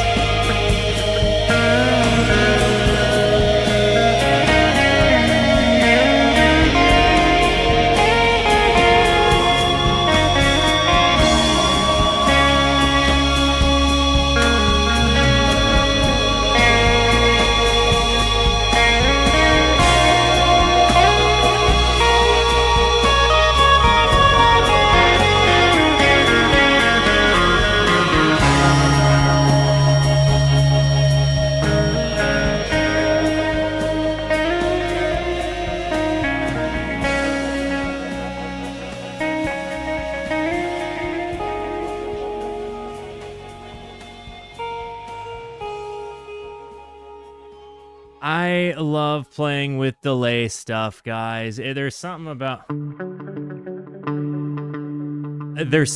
just bouncing sound between the ears that just gets me off.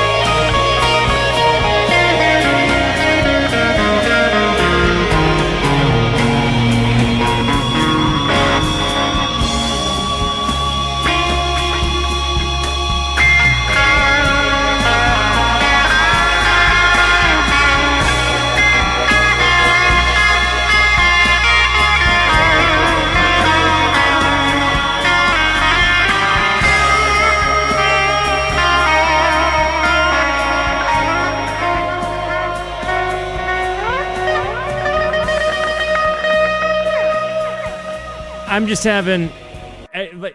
just dinking around at this point, but you know, there's something to be said about hearing music that just, again, makes you want to grip it and rip it, like, and just kind of, you know, explore whatever the heck is going on. Yo, thank you for the tig old biddies, by the way.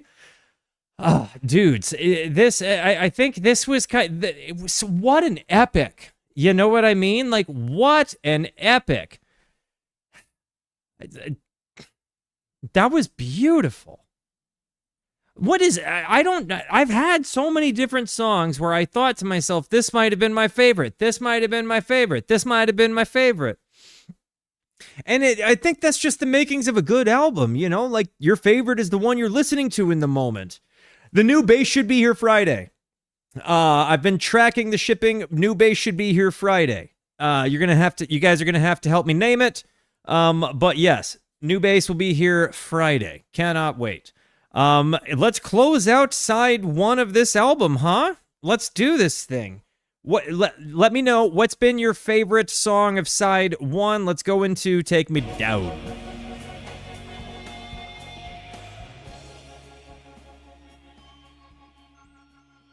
Jersey Boy. I don't know about that.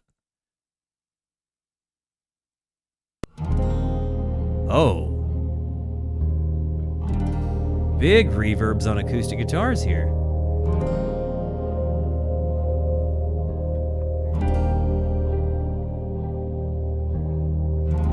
And take me down to the underground. Won't you take me down to the It's delaying and decaying almost to the point of oscillation, but just below it. There is no line, and if I can't sleep and you hold my life,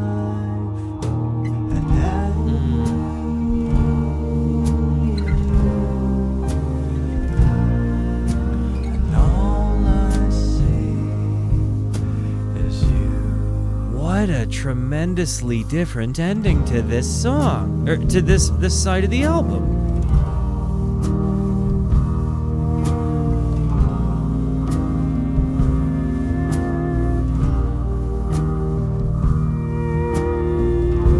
And take my hand, I lost where I began. A very different vibe than the rest of the entire album, for sure. Will you help me understand?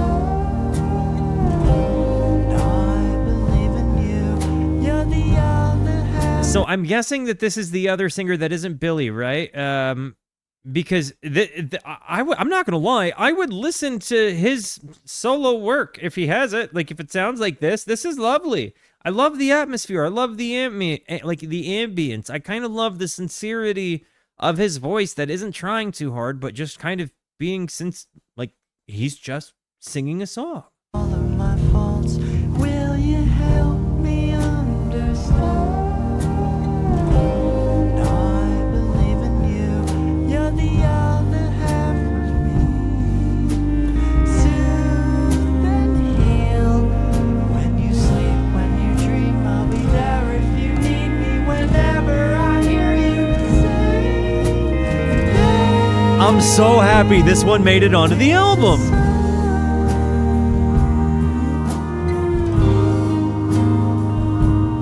it'll come, the sun, he will come down. I held you once, the love that once life had just begun, and you're all I see. And trumpets blew, and angels flew on the other side, dear. And you're all I see. You think this is the weakest one? And you're all I'll need. I There's a love that God puts don't know. in your heart.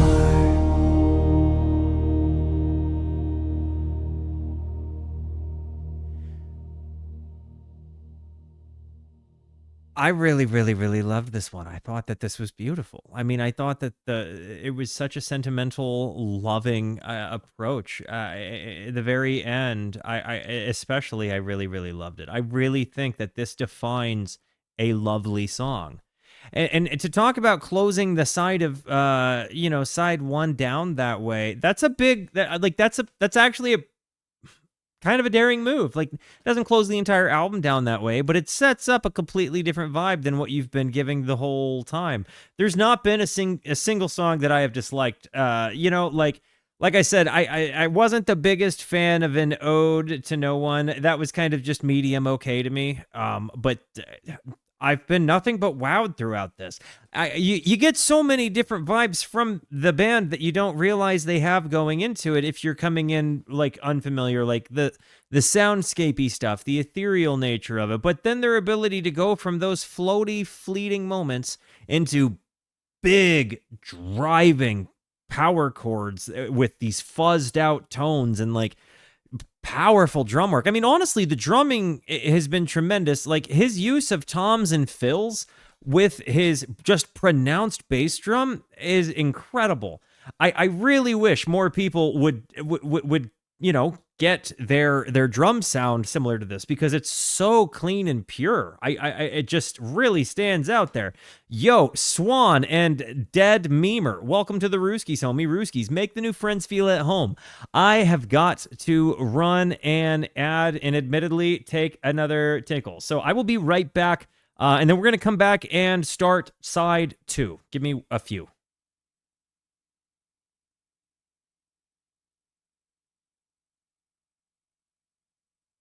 Alrighty, friends and homies, it is time.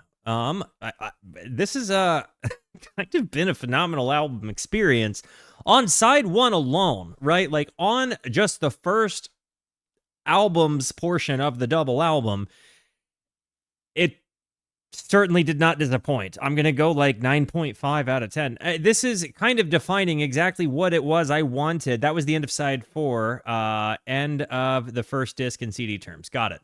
Yeah, in terms of just what it was I was hoping to get in Smashing Pumpkins, I found it. You know, when we listened to Siamese Dream, I certainly found a lot of familiarity there. I certainly found like a lot of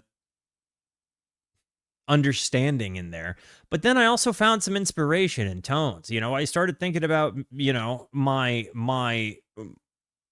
tones in a different way, and I guess the best way I could put it is Billy Corgan kind of gave me the idea that maybe having the ability to have both clean tones and way overdriven fuzz tones in the same category was a good idea. So I've been building tones to try to figure out how to get a clean tone with just as much headroom to sound just as loud as like a fuzzy screaming tone. And a lot of that came from him, you know, and in this album, seeing his display of going from ethereal ambience with clean tones coming through and a dry signal while still having a very wet sound. All of that is just incredible to me. Again, there is a lot to learn out of this one. I'm going to hit like on 1975. I feel like I always have to call this song 1975 now, even though I know it's 1979, just because I made that one faux pas. The amount of comments on my last Smashing Pumpkins video that dunked on the accidental moment of 1975 would make you laugh. Seriously, go check that video later. You'll see what I'm talking about. But God, the tone is in the overdubs. Well, perhaps that is the case, but having the ability to get a screaming amount of headroom still interests me. Anyways, let's start disc 2. Excuse me. Where Boys Fear to Tread.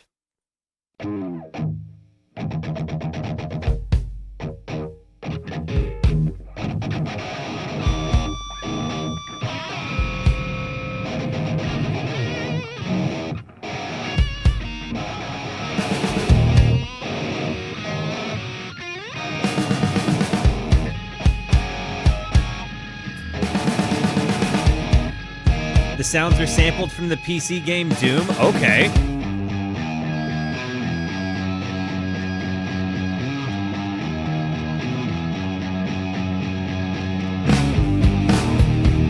Comes in certainly more metal-y this time. And they're definitely playing double-tracked guitars left and right side to give you a very full presence.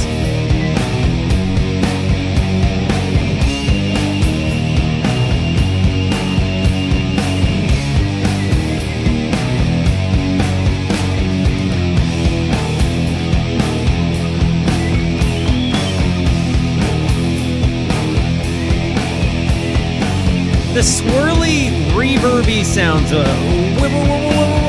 I can't decide what I think those are. Phasery decays? Candy cane walk down to build a bonfire to make my phone, my baby. Yo, Kevin Verseven. Yo, hi there. I'm new. Is this a stream where you analyze music with the community? Friggin' yes it is, dude. Welcome to the Rooskies. Rooskies, make our new friends feel at home. And dude, Kev, welcome by, dude. You literally walked into a community of people that does exactly that every Monday, Tuesday, and Wednesday at 8:30 p.m. Arizona time. Today just happens to be a day where Twitch decided to be goodly enough to put me on the front page, so I'm streaming a little bit earlier than normal, and going a little bit later than normal. But, what's up, homie? Welcome to the Rooskies.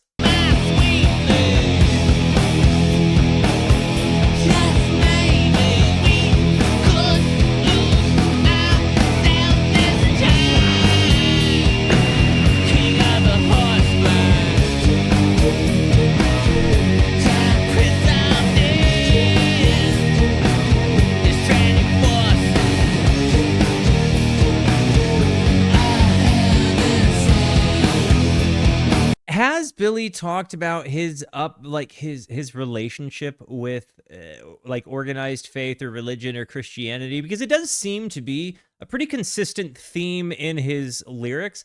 Like, I do think he kind of seems to wrestle with the idea of God and the grand scheme throughout his writing. Maybe where he is in relation to it all. He grew up Catholic. Okay.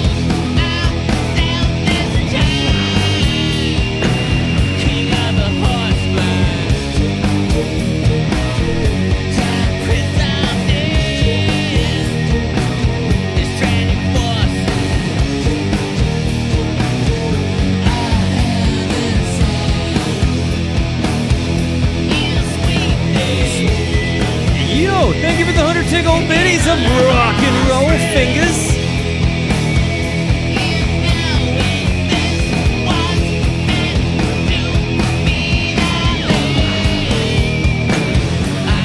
These squealy sounds in the back are so tasty.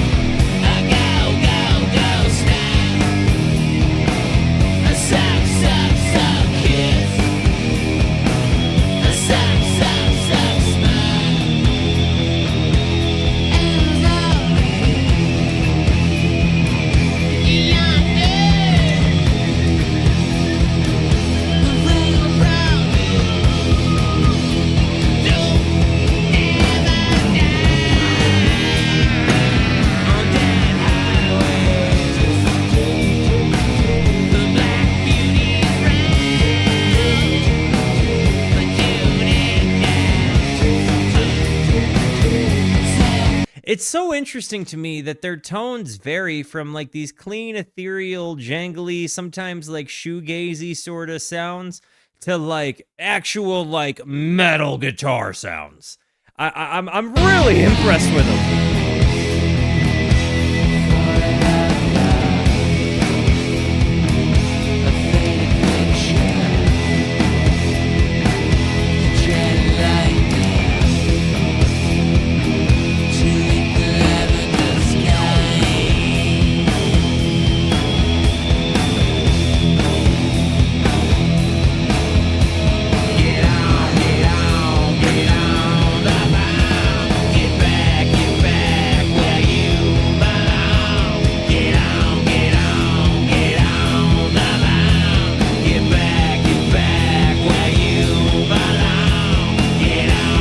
What a way to just open it up there with a...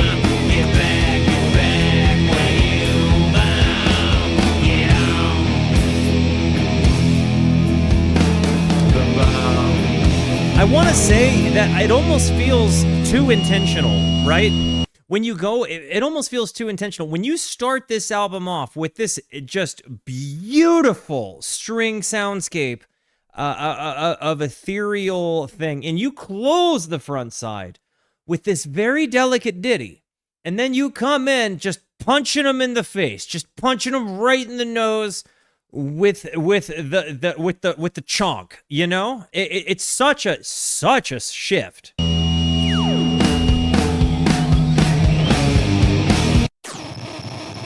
Bodies. Wow. Getting really, really roughy there. Yo, Pon, welcome to the Rooskies, homie. See, the second side has certainly come in a bit punchier.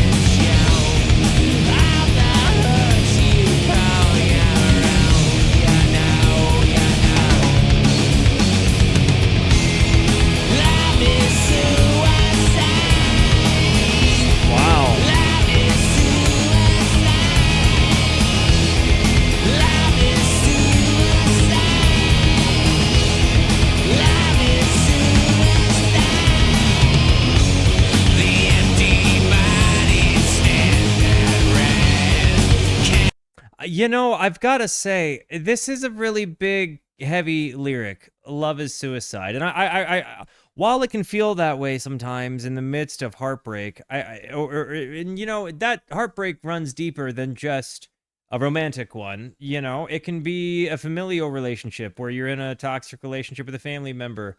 It could be, you know, losing an actual real loved one and the feeling of just being crushed. It could be, you know, loving somebody that's just going to inevitably let you down. There's a lot of different ways you could perceive that. And I like that it's kind of an open-ended, consider as you will, like, what does your... It's a song that sort of invites you to superimpose yourself onto the situation, and I really appreciate that about it. And I do think we need to give Billy a set of pearls, because his seem to have been cast aside. So let's give him his lyrical pearls, because I think he deserves them. You know, I think it's easy to rile up a crowd by saying something as kind of shock value-y as love is suicide. But if you really think about the context of it, it goes way deeper than just face value.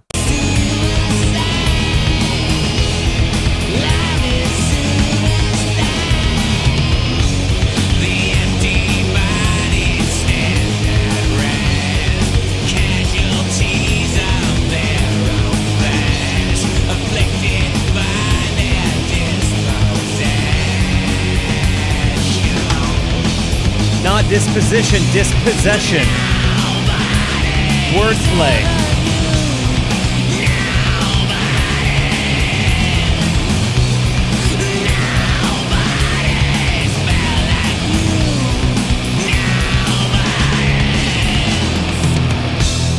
The drum fills throughout this album have been so good.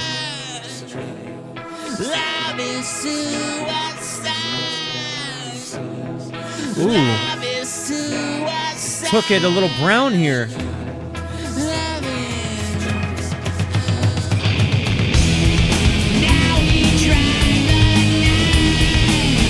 Oh.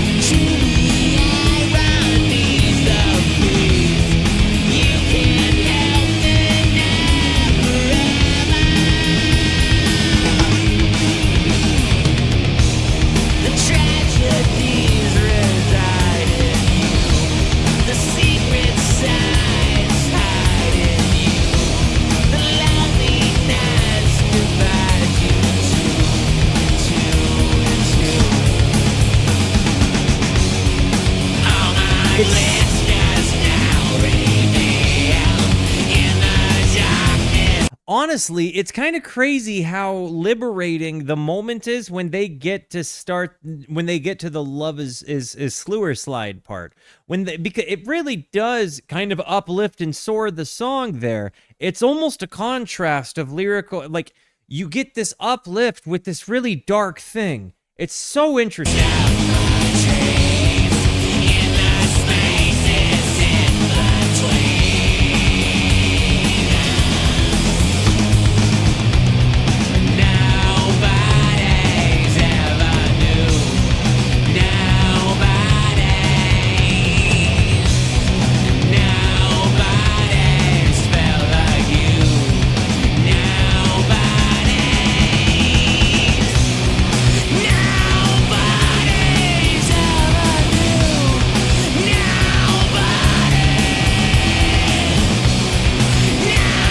I'm so happy. Yo, Eat a Beetle, thank you for the sub.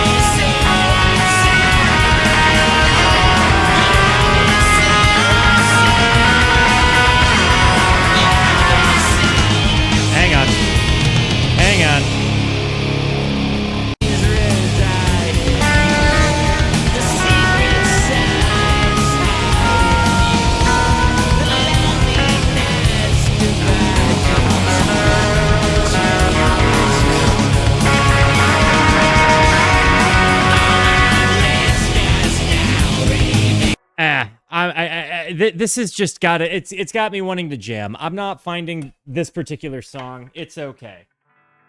I'm getting too exploratory here, but there's certainly a massive amount of golly I want to play.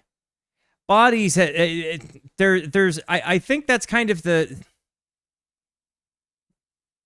I feel like this is kind of one of those. Embracing of the dark parts of life and recognizing maybe the ups and the both sides of the coin of love, you know?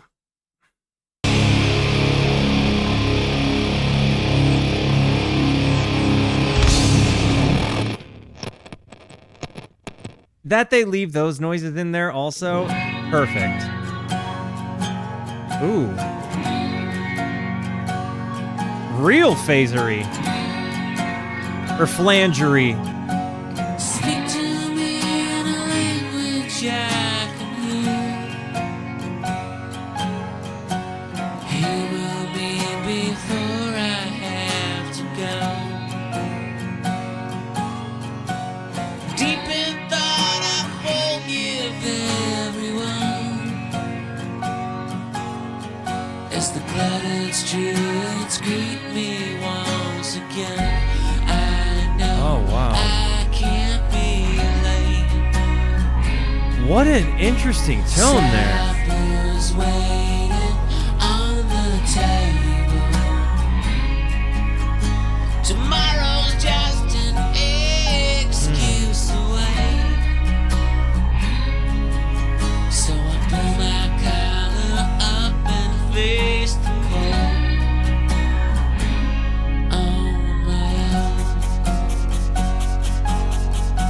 The textures here. Is this I don't think it's a drum machine or anything, is it? What is that? the trails of decay there on the reverb.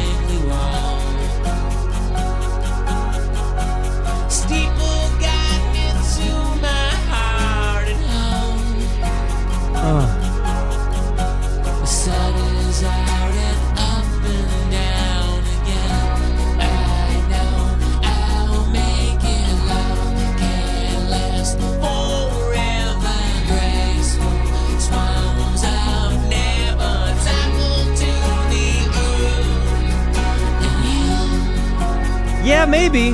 Maybe hi-hat. Left ear. With brushes, maybe?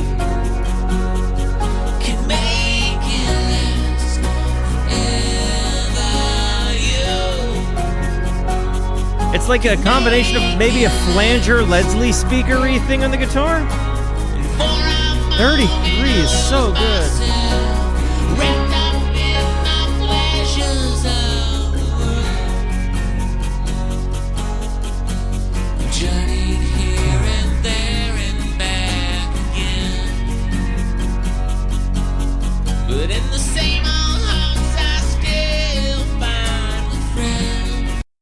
There's something about just this ambience that happens, like the atmosphere here with these kind of raked guitar parts and how they just kind of get to trail off in their full expanse. There's something really cool there.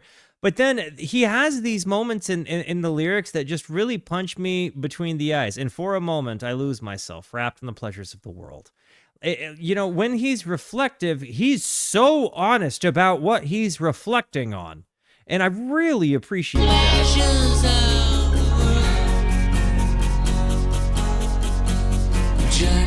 For sure, we got plenty of time, believe it or not. But in the same old house, I still find friends. Mystery's not ready to reveal. Sympathies, I'm ready to return.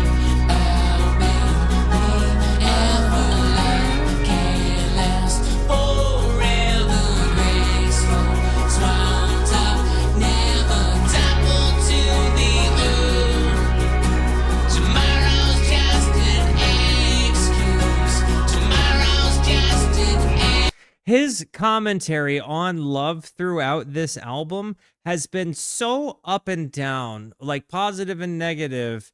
It can last forever. It can't last forever. And I almost feel the more I've gotten through this experience of a double album, that he's doing that intentionally and recognizing the both are kind of true in the context. You know, I really think that there is that case where he is intentionally commenting on the human experience of love or feeling a lack of love. And how somehow in the same person, both of those feelings can exist in different times.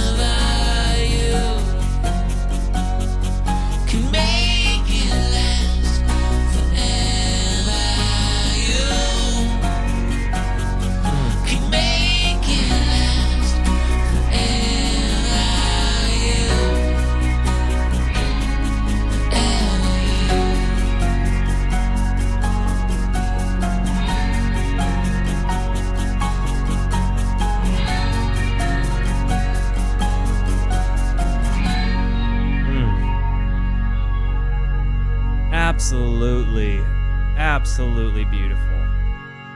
And honestly, a very welcome change of pace from the first two that were really kind of up and in your face. In the Arms of Sleep is the next one. 33. It's just, I needed the softy moment there. Okay. Getting some fade in here. Kind of some feedbacking into it. Oh!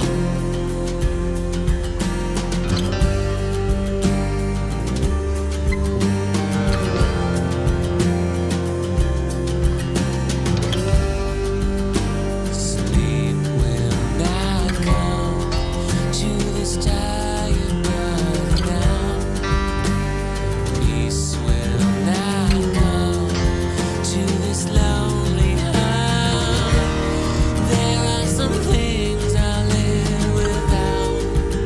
almighty, this isn't... But I want you to know that I need you right now. I need you tonight. Okay. I like this part. It just goes in a couple of different directions that I don't like with some of the rub chords, which again, this has just not been my favorite. Like, I'm seeing the story, and I honestly think there's supposed to be a little bit of that disconnect, that not feeling quite right vibe to the song, so it does accomplish what I think it's going for. I'm just not a fan of some of these textures. Like that particular transition chord change, I don't like.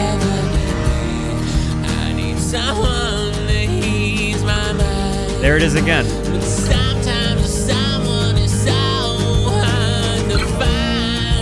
And I can deal with this part. I like this.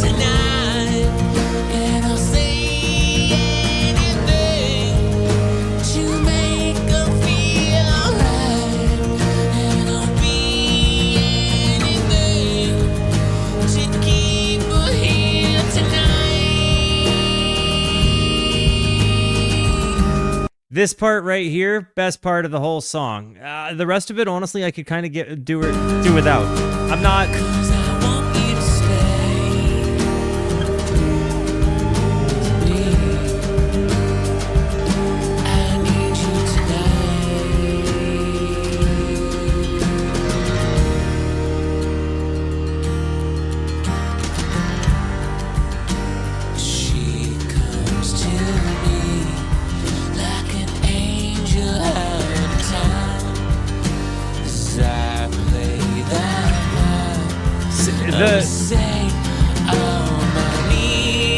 Reverb prog thing there, and that chord change, I just hate it. This part right here, I don't like it.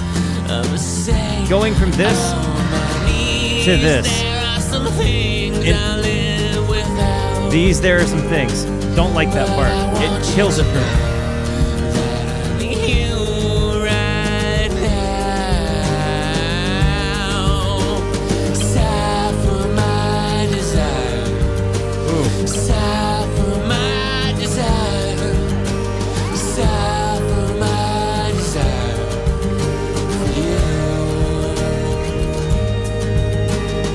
I do want to caution anybody that perhaps it's best that nobody suffer your desire.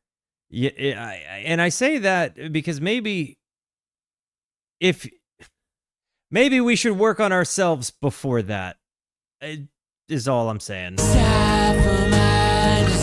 Don't let it get to that point. Do not let somebody suffer your desire.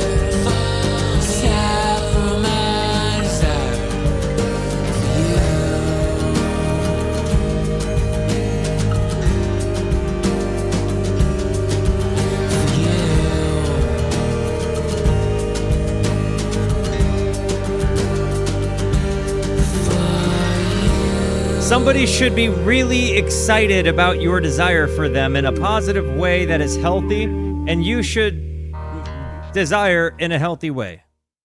I think before we go desire in other people, we should maybe work on ourselves. 1975. I'm joking. I know. I've been dunked on plenty for that mistake. It's time to right the wrong. I'm about to listen to the Smashing Pumpkins song 1979. It's a song I've heard plenty in passing, I guess. I'm familiar enough with it I could identify it. I've never looked into the lyrics or anything like that. But I do like this sound a lot. That. Is Shakedown 1979 the setting of the song? Are we at Shakedown in 1979? Are we is that what this is? Shakedown 1979. If you don't know what I mean when I say that, Shakedown Street, if you are a deadhead, is the congregation of people outside of the venue, kind of in line, and it's kind of like a hippies bazaar, selling a whole bunch of homemade goods or T-shirts with a whole bunch of puns, stuff like that. I don't know. Nothing shaking on Shakedown Street. Shakedown Street came out in 1979, by the way. Okay. Sorry, I just wondering if I'm connecting dots that exist or if I'm just making up stuff. Shakedown 1979. Cool kids never have the time. On a light wire right up off the street, you and I should meet. And this song is really nice.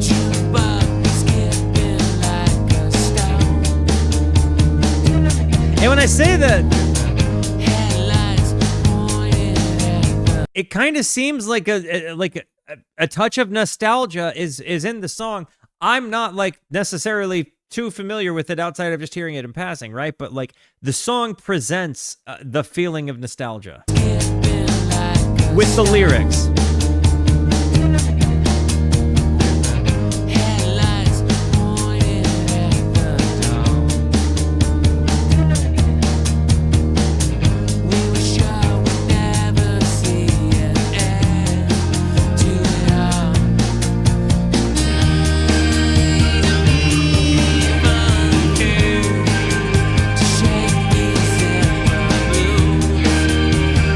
This is so nice.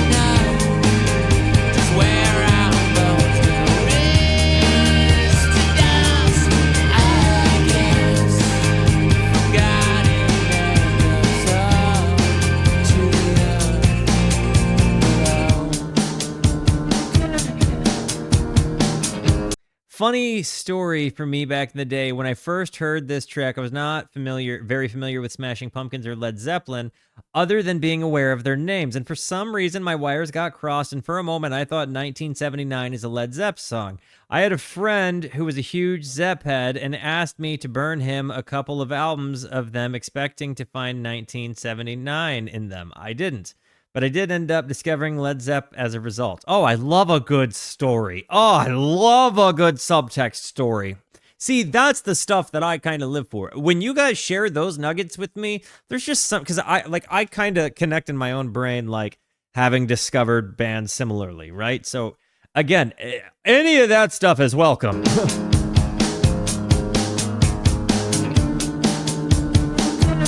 What a pocket to this drum too.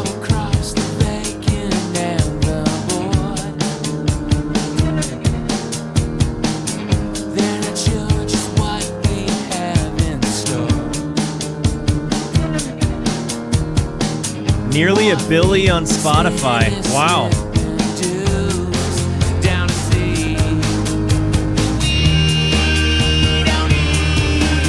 There is a meme that I really like, and it's like Billy Corgan rides a roller coaster, and all you hear is like that wee on repeat, like just held out and sustained to the rest. I love that video so much.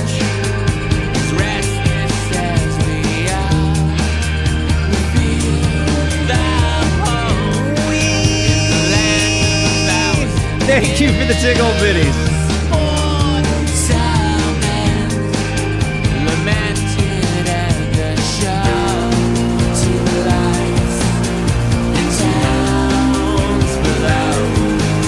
This bridge moment is so choice.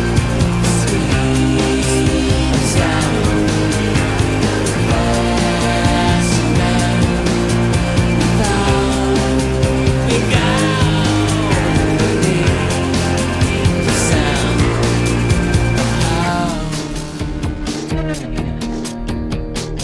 Justine never knew the rules. With this bit crushed drum sound, can anybody explain that to me? Is it just mega compressed? How are they doing it? You see Ian Curtis rides a roller coaster. You can probably already, yeah, I can. Justine never knew the rules. Hung down with the freaks and ghouls. That bass entrance is so powerful. Boundaries ever need be made. I know you better than you fake it. See, but we don't even care. Shake these hip blues, and we down. There's such an Swear elbows will raise to dust. Against forgotten memories of dear. Bixie, what's up, homie? Welcome to the Rooskies. Rooskies, make our new friend feel at home. Yeah, have you never heard this song? This is a song we're listening. We're in the middle of listening to this album. This is a song I have heard, but never like sat and critically listened to. Street heats the urgency of now. What is your read on the lyrics of this one, guys? No one around. If you have just now heard that song for the very first time, wow. Like, I've never sat and like just gone out of my way to listen to it, but goodness gracious, that was tremendous. Guys, I mean, honestly, that might be the best song on the album. That truly might actually be the best song on the album. I think there are tremendous deep tracks, like truly tremendous deep tracks, like Cupid de Locke, Galapagos, into Muzzle. I mean, really, the entire like last 5 songs from Cupid de Locke into Take Me Down, tremendous. Love them so much. But 1979 is just one of those cultural phenomena, you know? It really is a song that like defines a decade or is part of the definition of the decade of the 90s. I think you gotta, no matter what, you have to accept that that is the case. The next song is Tale of a Scorched Earth. Whoa! Left to right ear, headphone crew, identify yourselves. If you're wearing headphones, I want you to be prepared. It's going to shoot from your left ear, through your brain, into your right ear. Right there.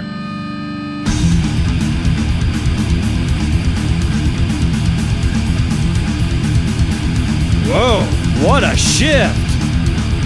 I would never have guessed that this is the song that came after 1979.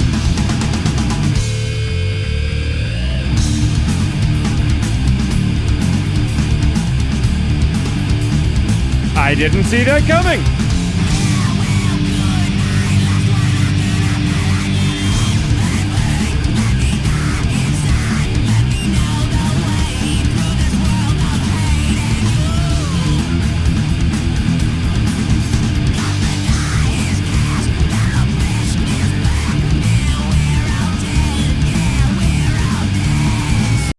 Not my favorite one.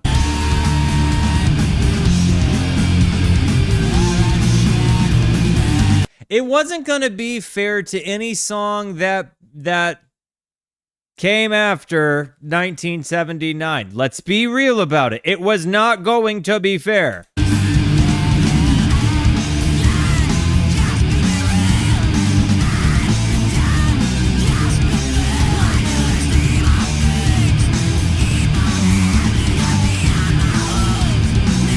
I have a vocal type. Okay, fine.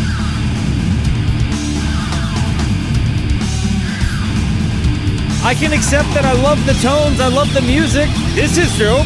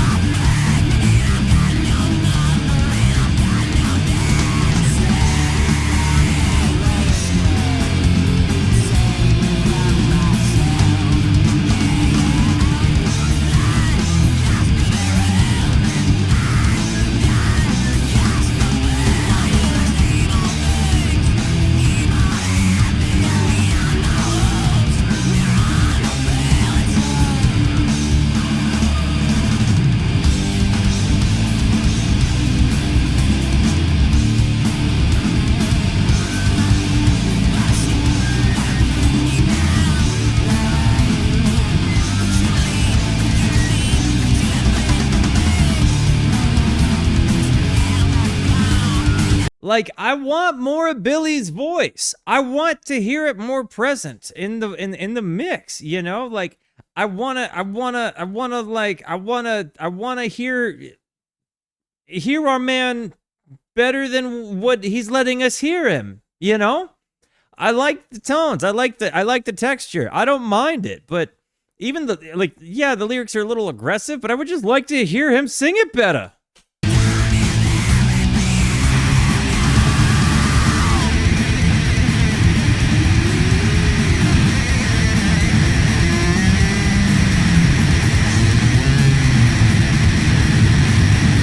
He is so good.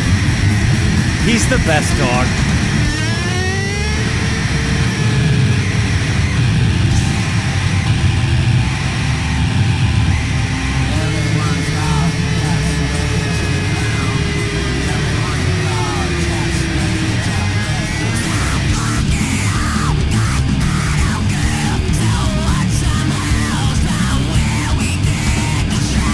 This is big.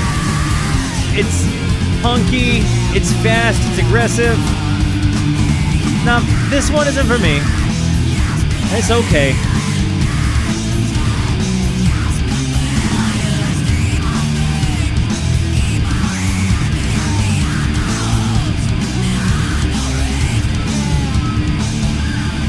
This is really, really, really leaning into the darkness of one's mind.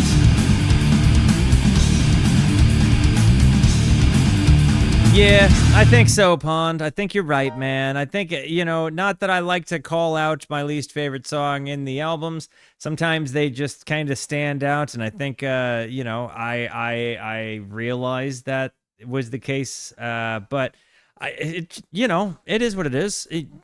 They're not all going to be your favorite. Through the Eyes of Ruby. Here we go.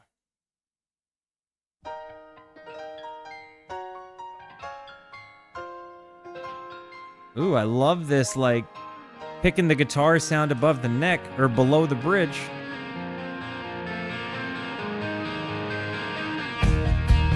Okay. Can do.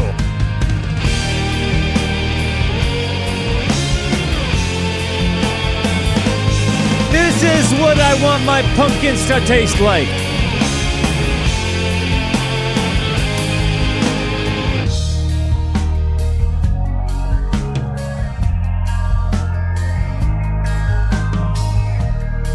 His use of these ethereal, flangery, phasery, reverby delays is just so nice.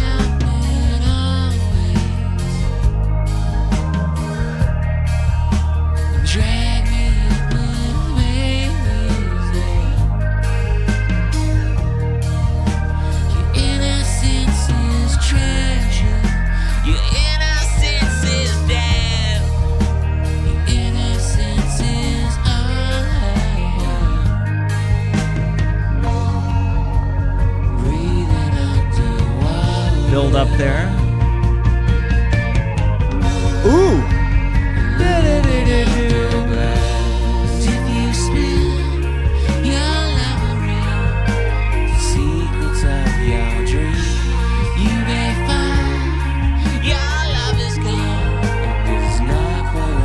It does give me a feeling like he's got like a phaser, like a phaser and like a Leslie speaker or something. This breathing underwater transition moment was really good. Like that really that tom build up.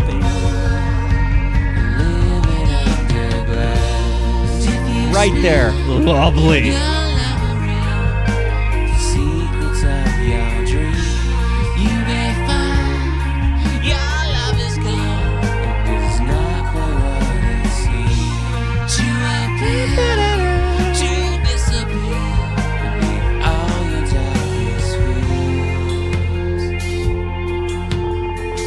What's up, Syntax Airs? How we doing, homie?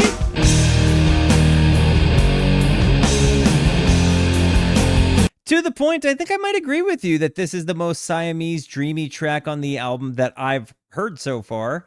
I would definitely think so.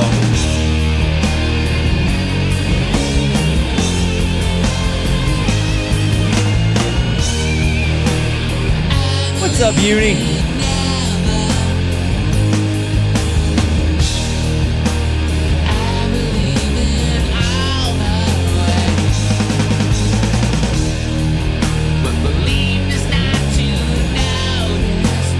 Wow.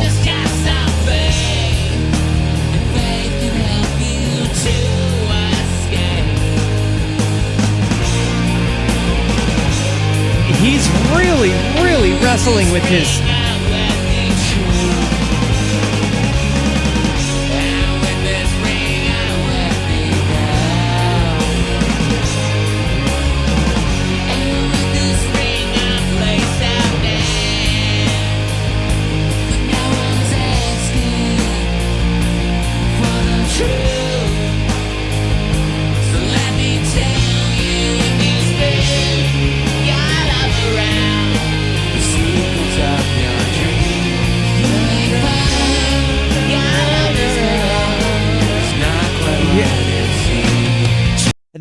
That lead in the back, da da da da da da da. It's such a captivating pull.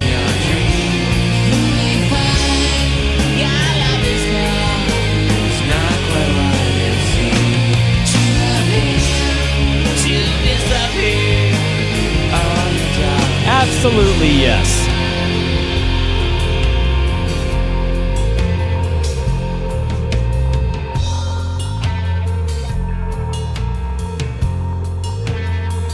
What is this, like a Vibrolux thing?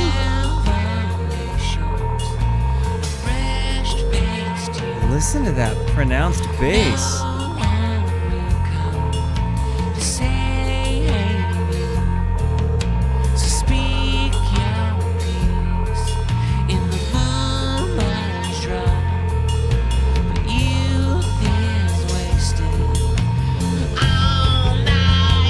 We were just talking about that. Youth is wasted on the young.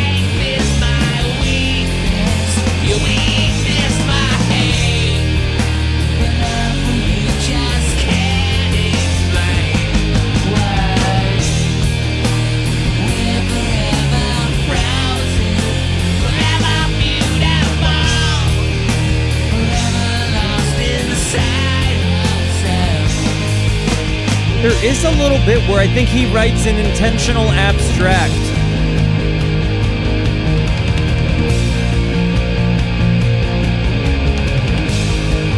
For like what might feel right for the song.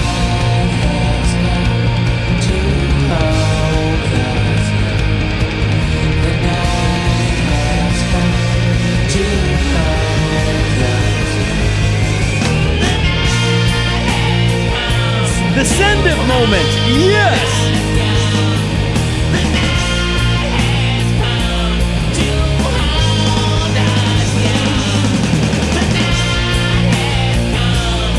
Listen to the bit.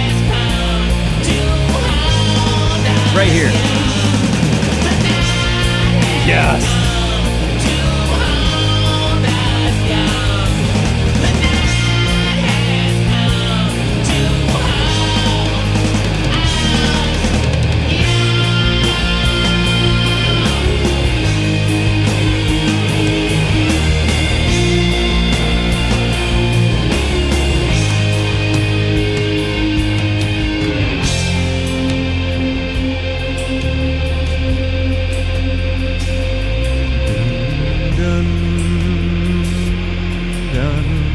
That bass tone is just the MVP of this particular song.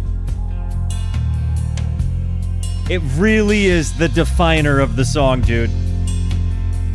Atomic Toe, welcome to the Rooskies, my guy, my homie, my friend. Welcome by. Rooskies, make the new friend feel at home.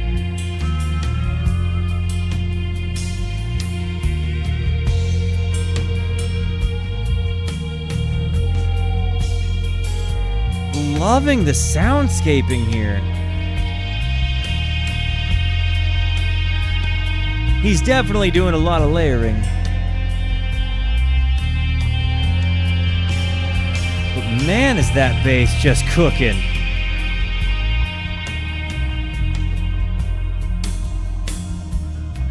Welcome to the Rooskies. What doth life?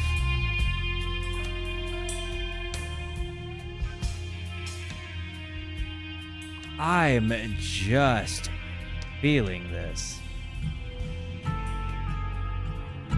Totally different ending. Oh, we're sticking the landing right now.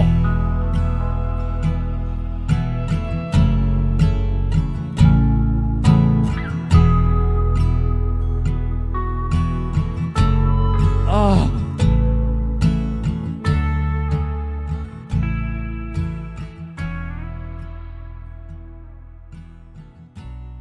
This is the way that stuck the landing was just so nice. So look, we don't listen to music when ads run, and Twitch is about to make me run ads. I run them in bulk so that we can just get all of them out of the way and just listen to a big chunk of music undisturbed. So give me a few moments and I will be right back.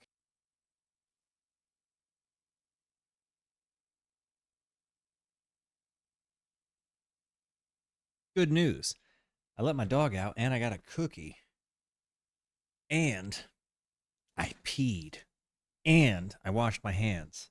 So, good things all around. Guys, let us get back into it. Going into Stumbleine. I think? Stumbleina?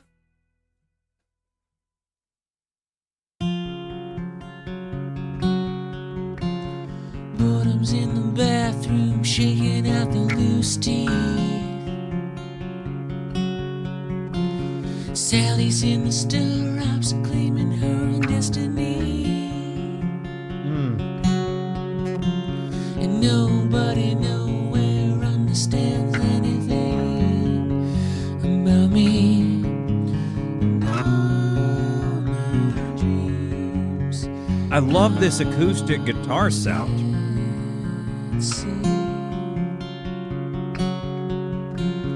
Jack it up, Judy, set your heart alight. I love this. I didn't know we had this dynamic in him. Fair mistress of the satellites. Misspent youth, faking up a rampage. Wow. To hold off the real slaves. Paid off and stayed. And what you never knew can never get to you. So free.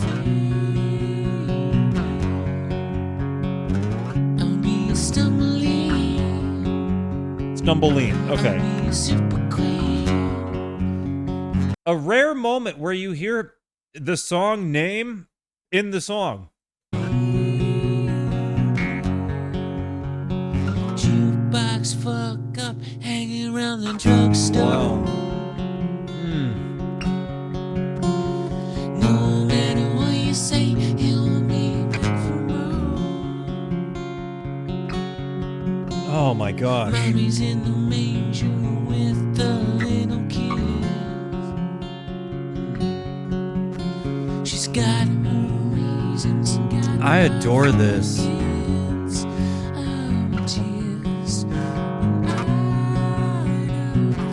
What a different direction for the album to go. It really is just touching. They can't get to you. So free. I'll be a Stumbleine. I'll be a super queen.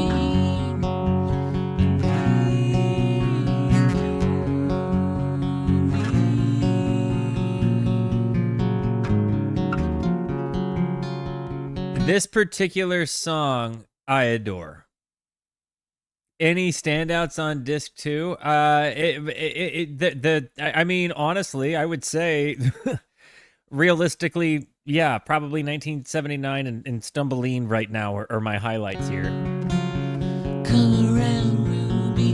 I can never sleep alone.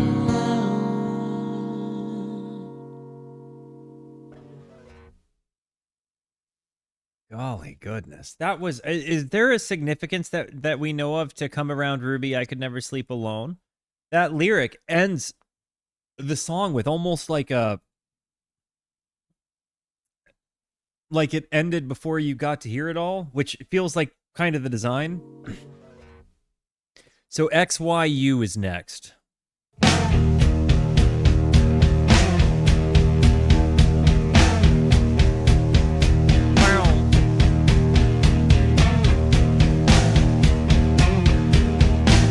Getting some metal-y.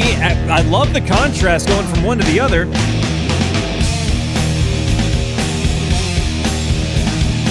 This is one of the heavier ones on the album.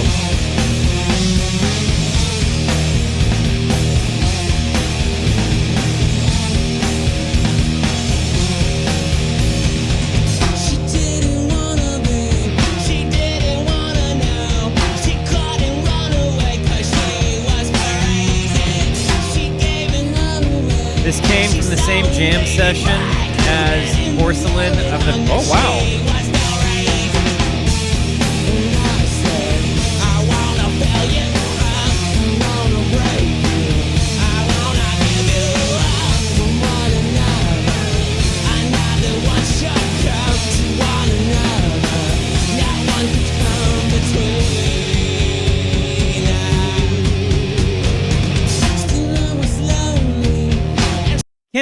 Can I ask, how does he, in a live context, recreate some of his tones? Because there are so many layers, and does he pick like the most pronounced parts? And like, because there are so many little tastery guitar sounds all throughout the album that I feel like without it would feel lacking a little bit.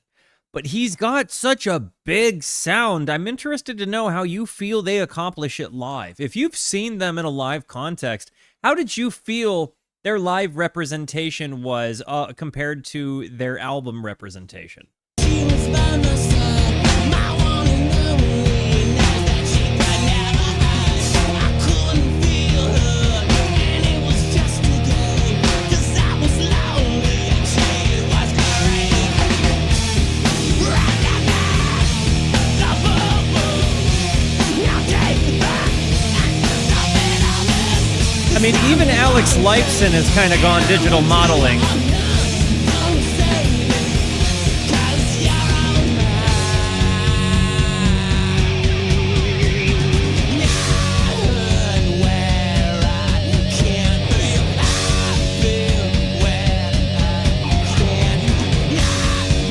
So to capture, in order to capture the sound of this song, they all played it live instead of doing the whole standard recording thing. Okay.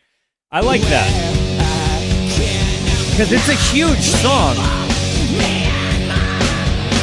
But also, mega kudos to them.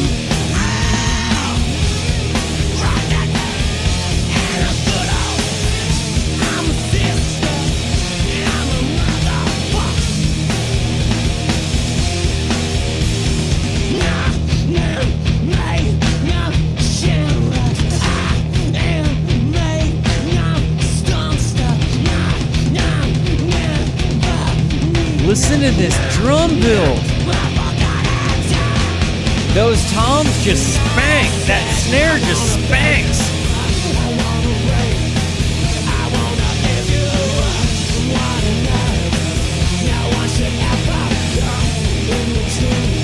Bow, bow.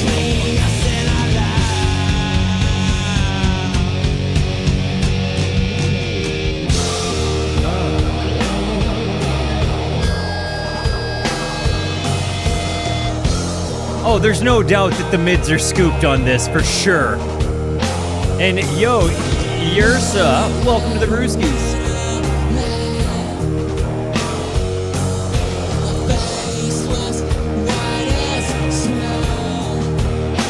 Coyote, welcome to the Brewskis. Brewskis, make our new friend feel at home. Friends feel at home.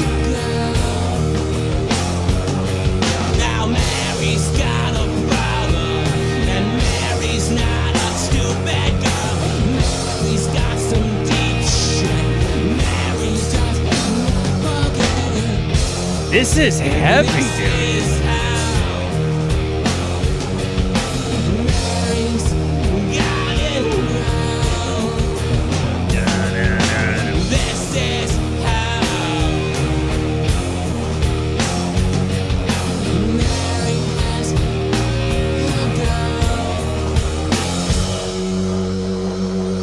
Do it.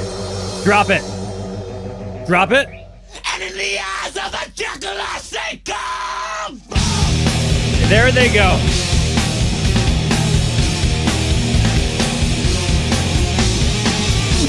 It's speeding up. To where we've never been. There is no going back. This wasn't meant to last. This is a hell on earth. We are meant to serve. She will never run. She will never run. It goes big there.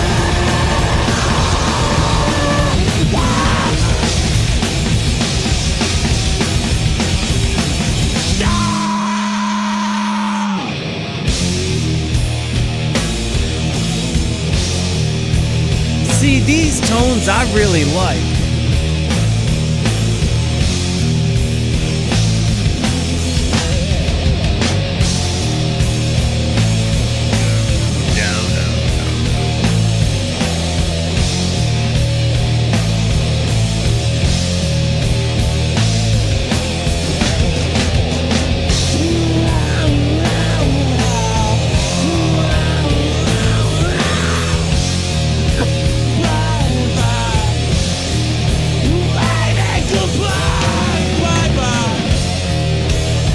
It's just big ol', even that little bit bye-bye little part.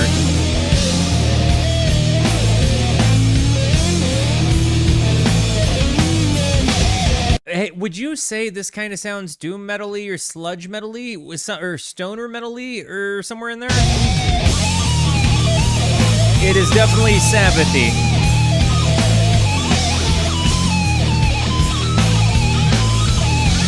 This is nice.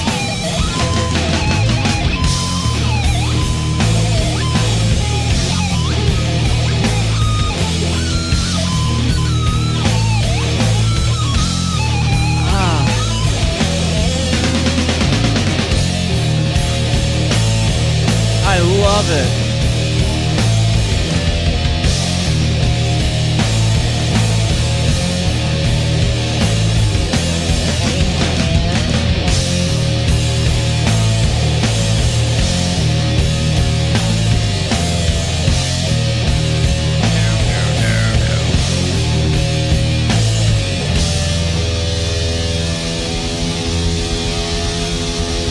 It reminded me a little bit of the Melvins song that we listened to together.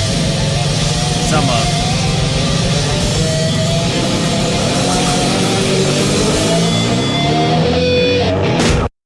Couldn't decide if that was oscillation or not. I'm gonna shut this door really quick.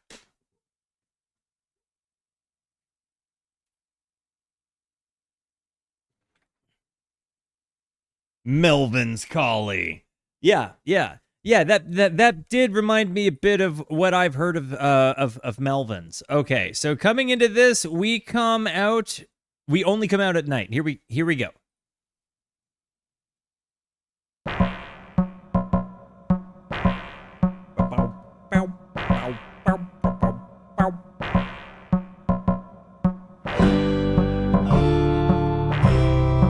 Definitely didn't see it going that way after the last song.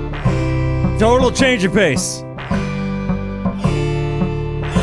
And that's panning left to right ear. This what harpsichord? Auto harp, whatever it is, panning left to right ear. We only come out at night. We only come out at night. The days are much too bright. We only come out at night. It is. Ooh. And once again, you pretend to know me well, my friends. I'm in love with this one. And once again, Yeah. I'll pretend. It's a 2-hour album. But hi. It's good to see you. You're beautiful. W's for the Lady Rooski. She's the actual best human being in the world. How was it? Good stuff? Mwah. I love you.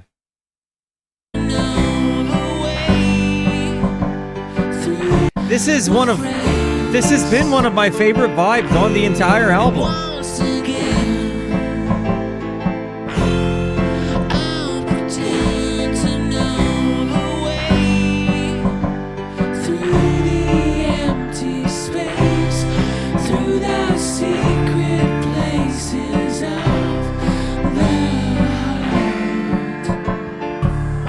until Sunday. We only come out at night. I love this. We only come It's a little bit silly, a little bit kind of the days uplifting. are much too bright. Kind of feels like one of my favorite bands, the Decemberists, took tremendous inspiration from this. We only come out at night. They might be Giants Core for sure. For sure.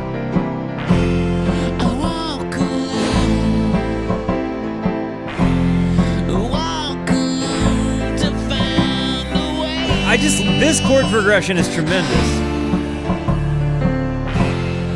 On my own, I walk alone, I'm on my own. Those, on my own to see the ways that I can't help the days.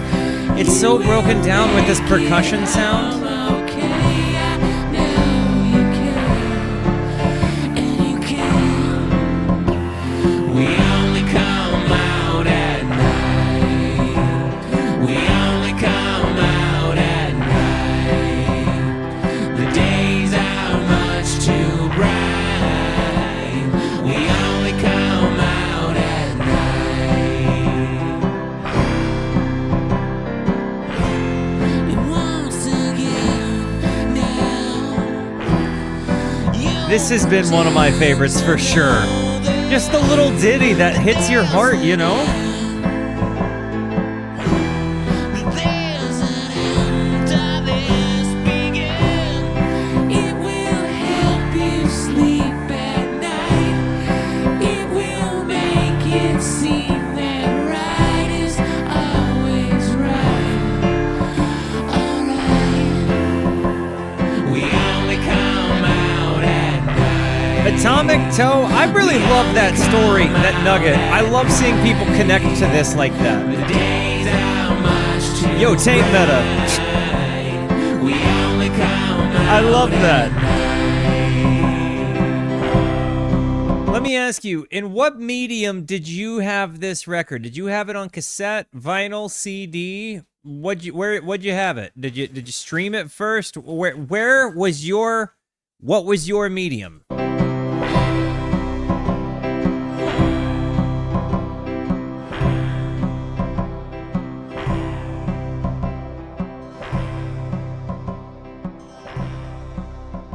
I love this.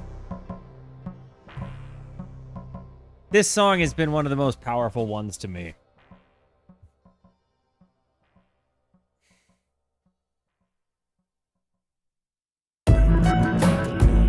Ooh. Beautiful is the song title. Love the stereo pan here. Kind of reminds me a little of Beck. I would never have guessed this was Smashing Pumpkins. Ooh. That bass entrance, baby!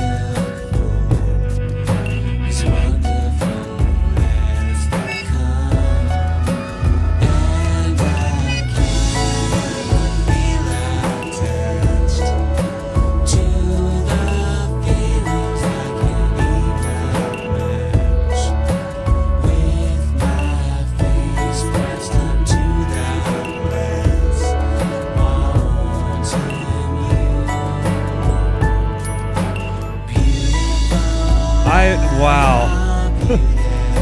We've had a run of great songs.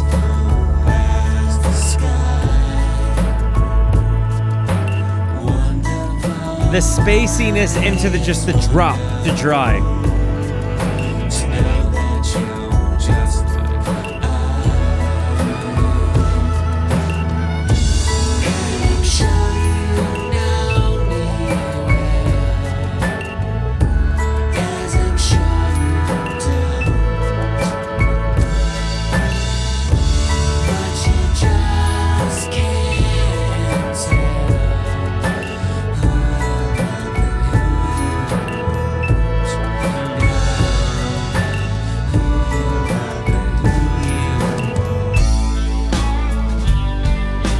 Ooh, the transition here. Down, down, down.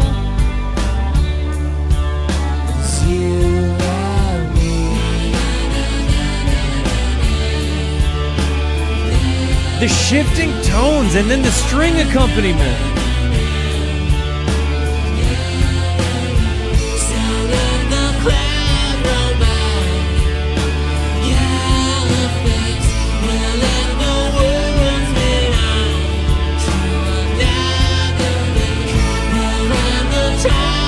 The added layers as it goes on.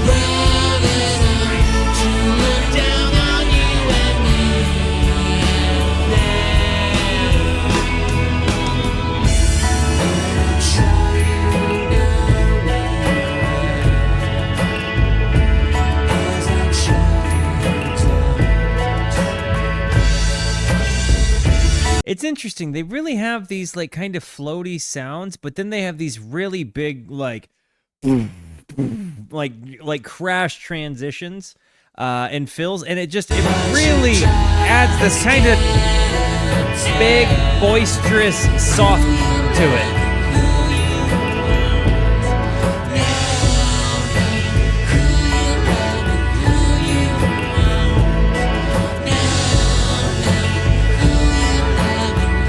And the way they captured the trails on the different instrumentation with the reverbs and delay decays are so nice.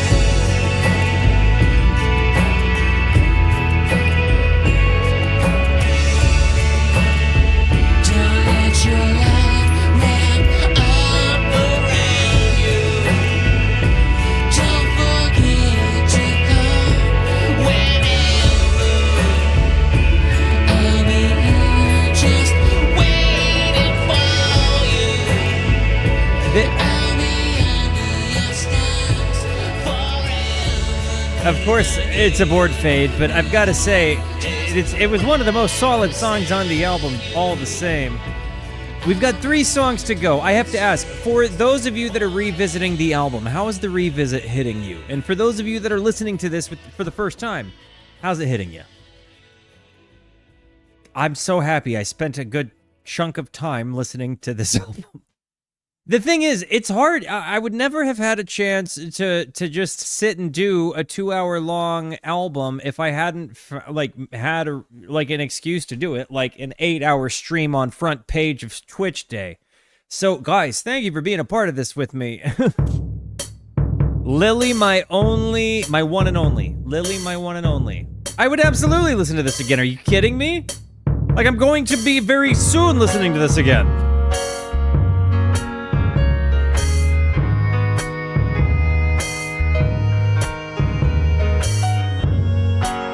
Is this a melodica? Or is it just a setting?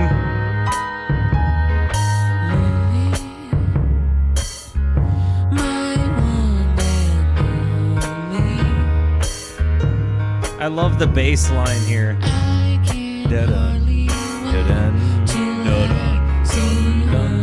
da-dun.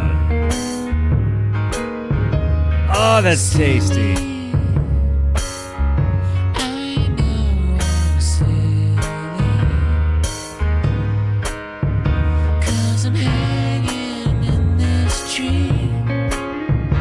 Oh, yeah. See.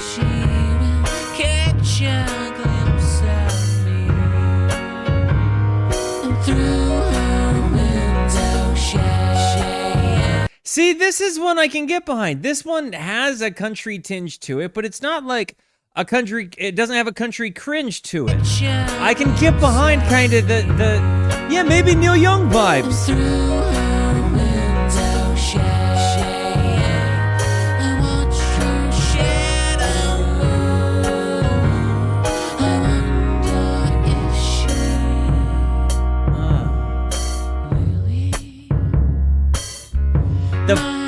The sort of marching bass drum here.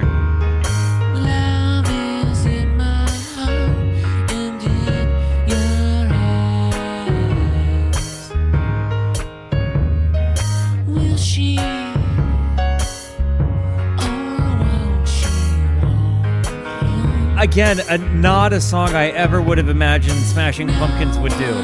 It's so far outside of what my understanding of their sound was. There was so much less hard in my face. I thought they were more exclusively like hard in your face.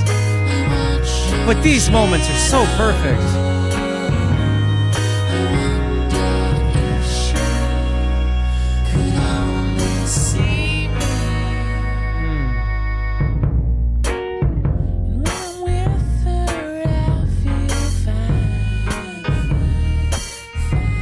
What's up? Welcome to the Rooskies, Corbin. Rooskies, make our friends feel at home. I feel like I'm in a Nintendo Wii menu. My one and only. I can hardly wait till I see her. Oh, Lily, I know you love me. This was an unassuming banger. I did not see this one coming. After this entire album, the kind of, kind of old piano lounge vibe is just so nice. 2 songs to go on this album. Guys, how is it hitting you, and will it stick the landing? Here we go.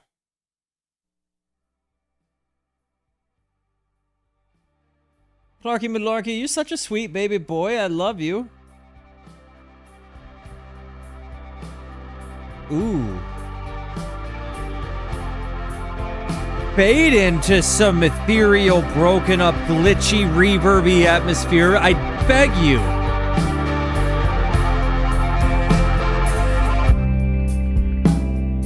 What a release.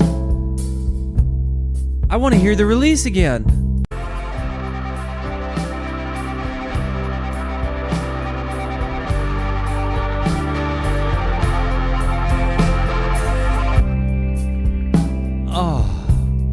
That was a great moment.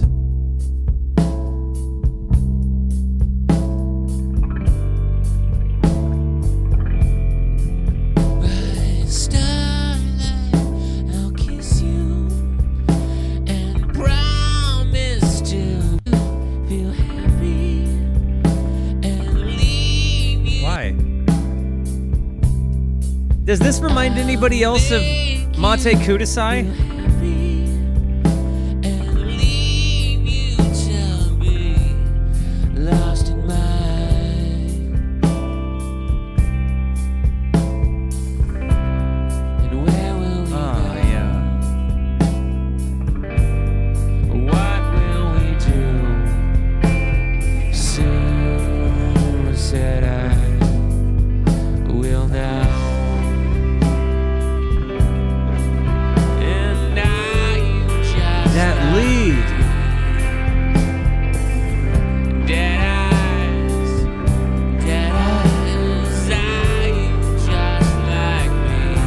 Oh my gosh. Her eyes were as vacant as the seas, yeah. Dead eyes, are you just like me? The oscillating. We knew we'd carry on just to be alone. And they've let it all fade out. It does remind me of Mate Kudasai a little bit. Starlight, I know you as lonely as a wish, granted true. My life has been empty. My life has been untrue. And does she really know who I really am? Does she really know me? The lyrics seem to be here wrong here. And I just like me. That lead.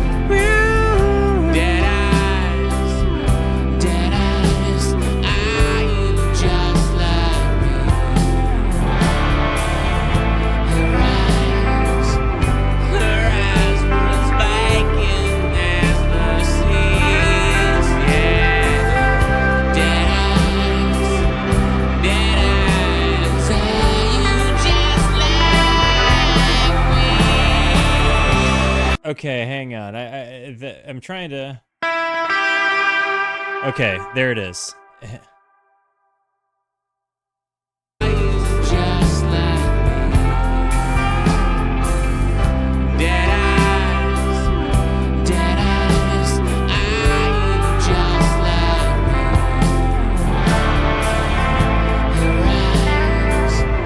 Her eyes were as vacant as the seas, yeah. Dead eyes, are you just like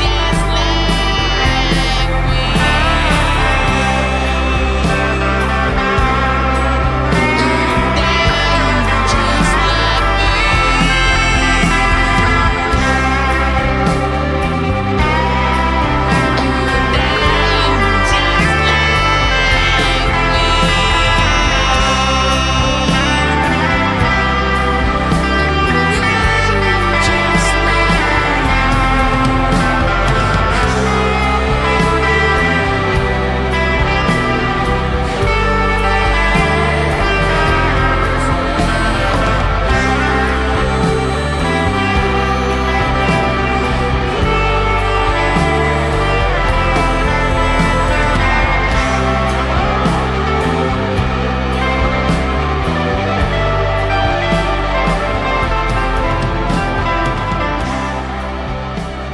There's something really captivating about that lead. That, you know, the.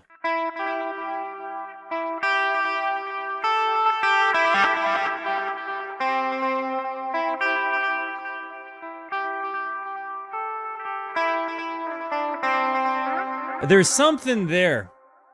Yeah, I'd waste my. I want to waste my time with you guys. I really, really, really, really liked how just delicate that whole thing was.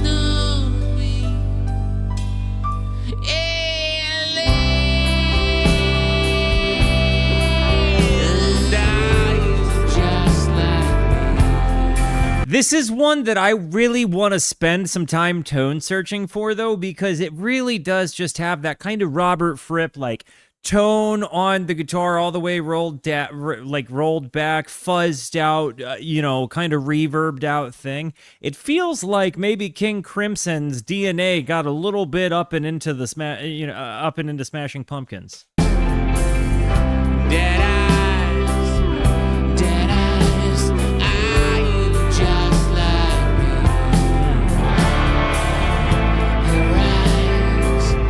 Her eyes were as vacant as the seas, yeah. Dead eyes, are you just like me? See, this lead is just so nice. Just like me.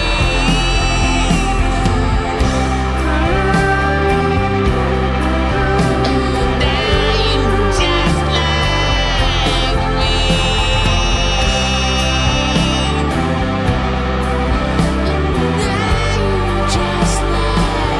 I do get a bit of a Ween vibe as well. Like, I definitely feel like maybe Ween and Smashing Pumpkins were more contemporary than I want to give him credit for.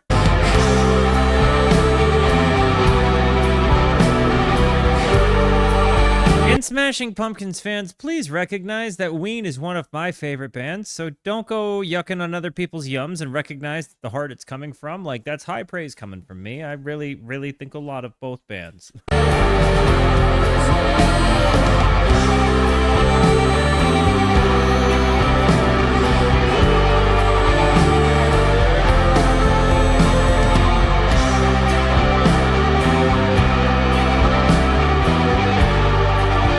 This certainly feels like it could be an album closer.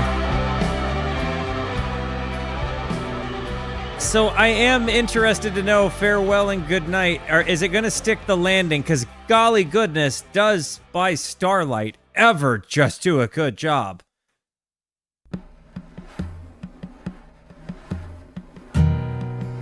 Okay. Ooh. Interesting combination of texture there.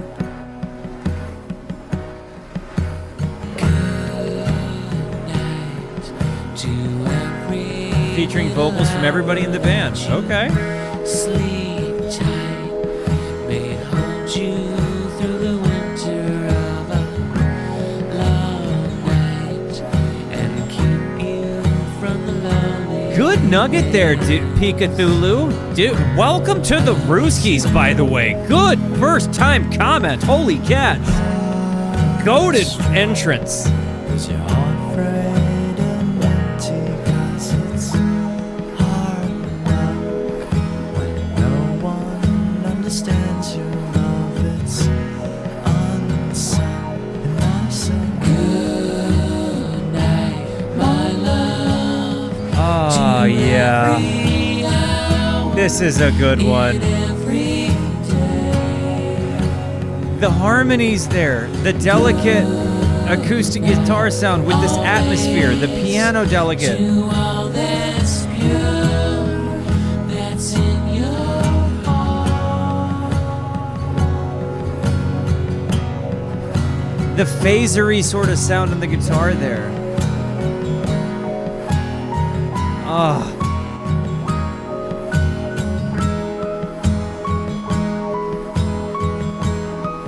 The reverb and delays on these keys are so pretty. May your dreams be so happy and your headlight with wishes of the Sandman and Beautiful voice. red light. Be careful not to let the bedbugs sleep tight. I think this sticks a landing. This is a landing. This is a landing heartily stuck, friends. Shine This is a landing heartily stuck. silver rain will wash away the sunshine. Yeah, nah, this is great. Silver rain will wash away. And you can tell. The way it starts out, the very first song, being so delicate and ethereal and ambient, instrumental, ending on this kind of feeling, I'm a big old fan.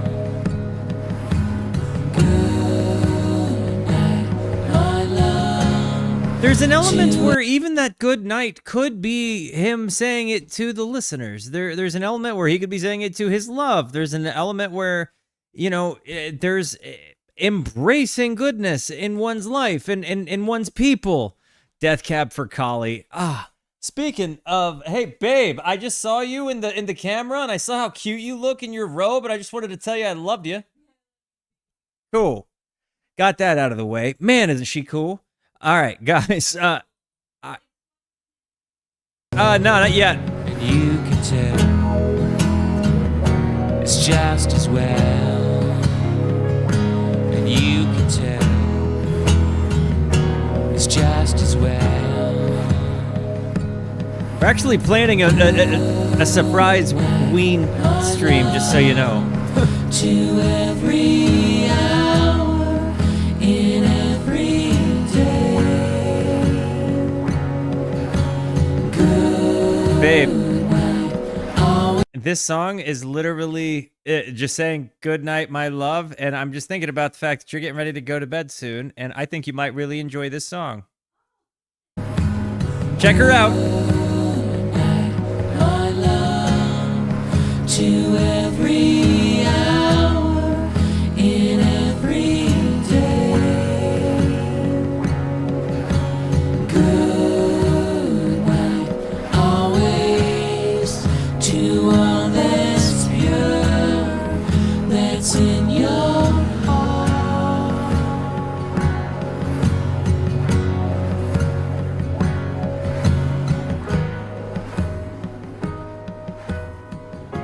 This is so tasty.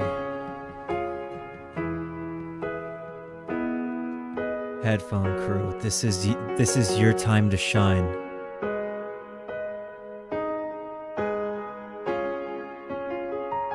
Listen to the atmosphere on these keys.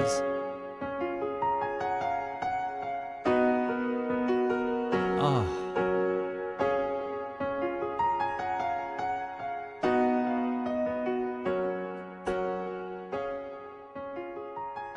the reprise.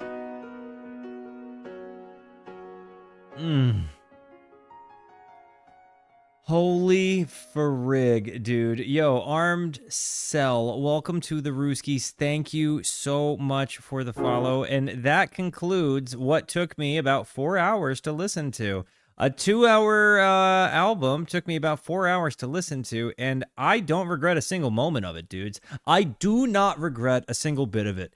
This touched on so many different parts of what it is to be a human. Some of it is abstract. Some of it is to embody like contradiction. Those contradictions can sound like things like, I will never accept love in my life and I am terrible. And the other side of it can sound like, I have meaning and value and I am meant to be here and love is everything. There is acceptance of anger. There is acceptance of forgiveness. There is acceptance of love. There is an actual like understanding in this album presented of what it is to embody kind of the absurd nature of humanity, which is to say that sometimes we feel like we just want to punch things. Even I, as a very passive, very stoic individual, feel sometimes like enraged and angered and like want to do things that are outside of my character, right? There are times when I cry and whether they're happy tears or sad tears. And it feels like this album really does a good job to touch on the happy cry, to touch on the sad cry, to touch on the anger, both just and unjust. It's massively honest in itself. It really does a great job at pointing feelings. It paints abstract pictures. It doesn't. It's a very, very, very powerful album to be able to kind of superimpose your own life onto, right? Like, and I think that's the beauty of art. When it doesn't have to write specifically to your circumstance, but when you can fit it specifically to your circumstance because it means something to you in its abstract nature that sings through to your soul. Yo, Arm Cell, dude, thank you for the 300 tickle bitties, homie. I really very much appreciate it. This isn't the album I thought I was gonna get, and to admittedly, I feel like people are gonna ask me, Walter, they'll ask, which did you like better, Melancholy and the Infinite Sadness, or Siamese Dream? And I gotta tell you, I think that they're just different albums. Like, I don't think that you can compare one to the other. One is twice the length of the other. One has a lot, like, they both have massive hits, but some, like, I think as complete works, they're totally different beasts. Like, I really don't think that you just get to compare them willy-nilly. They both have massively high highs. They both have pretty gnarly lows. Yes, I will say this one did have songs that I wasn't necessarily overtly a fan of, right? But this, when it comes down to it, I didn't have a song I disliked on Siamese Dream. So yeah, that said though, this was a friggin' 2-hour album. It was bound to have some kind of tough random spots. And maybe some of those songs are growers and not showers. I don't know. But I will say I have nothing but positivity and good feelings about this. I feel like I opened doors into the sounds that they, a layer of sound textures that they have that I just didn't know I just didn't know that they had. There's so much more to them than their hits. And I really hate that people only seem to know their hits, because it's like, there's a lot more to them than the hits. Anyways, guys, I love you. Thank you for being here. Thank you so much for the positivity that you show both to me and to one another. Continue to be the best. And until I see you next, be introspective and consider the birds. Goodbye.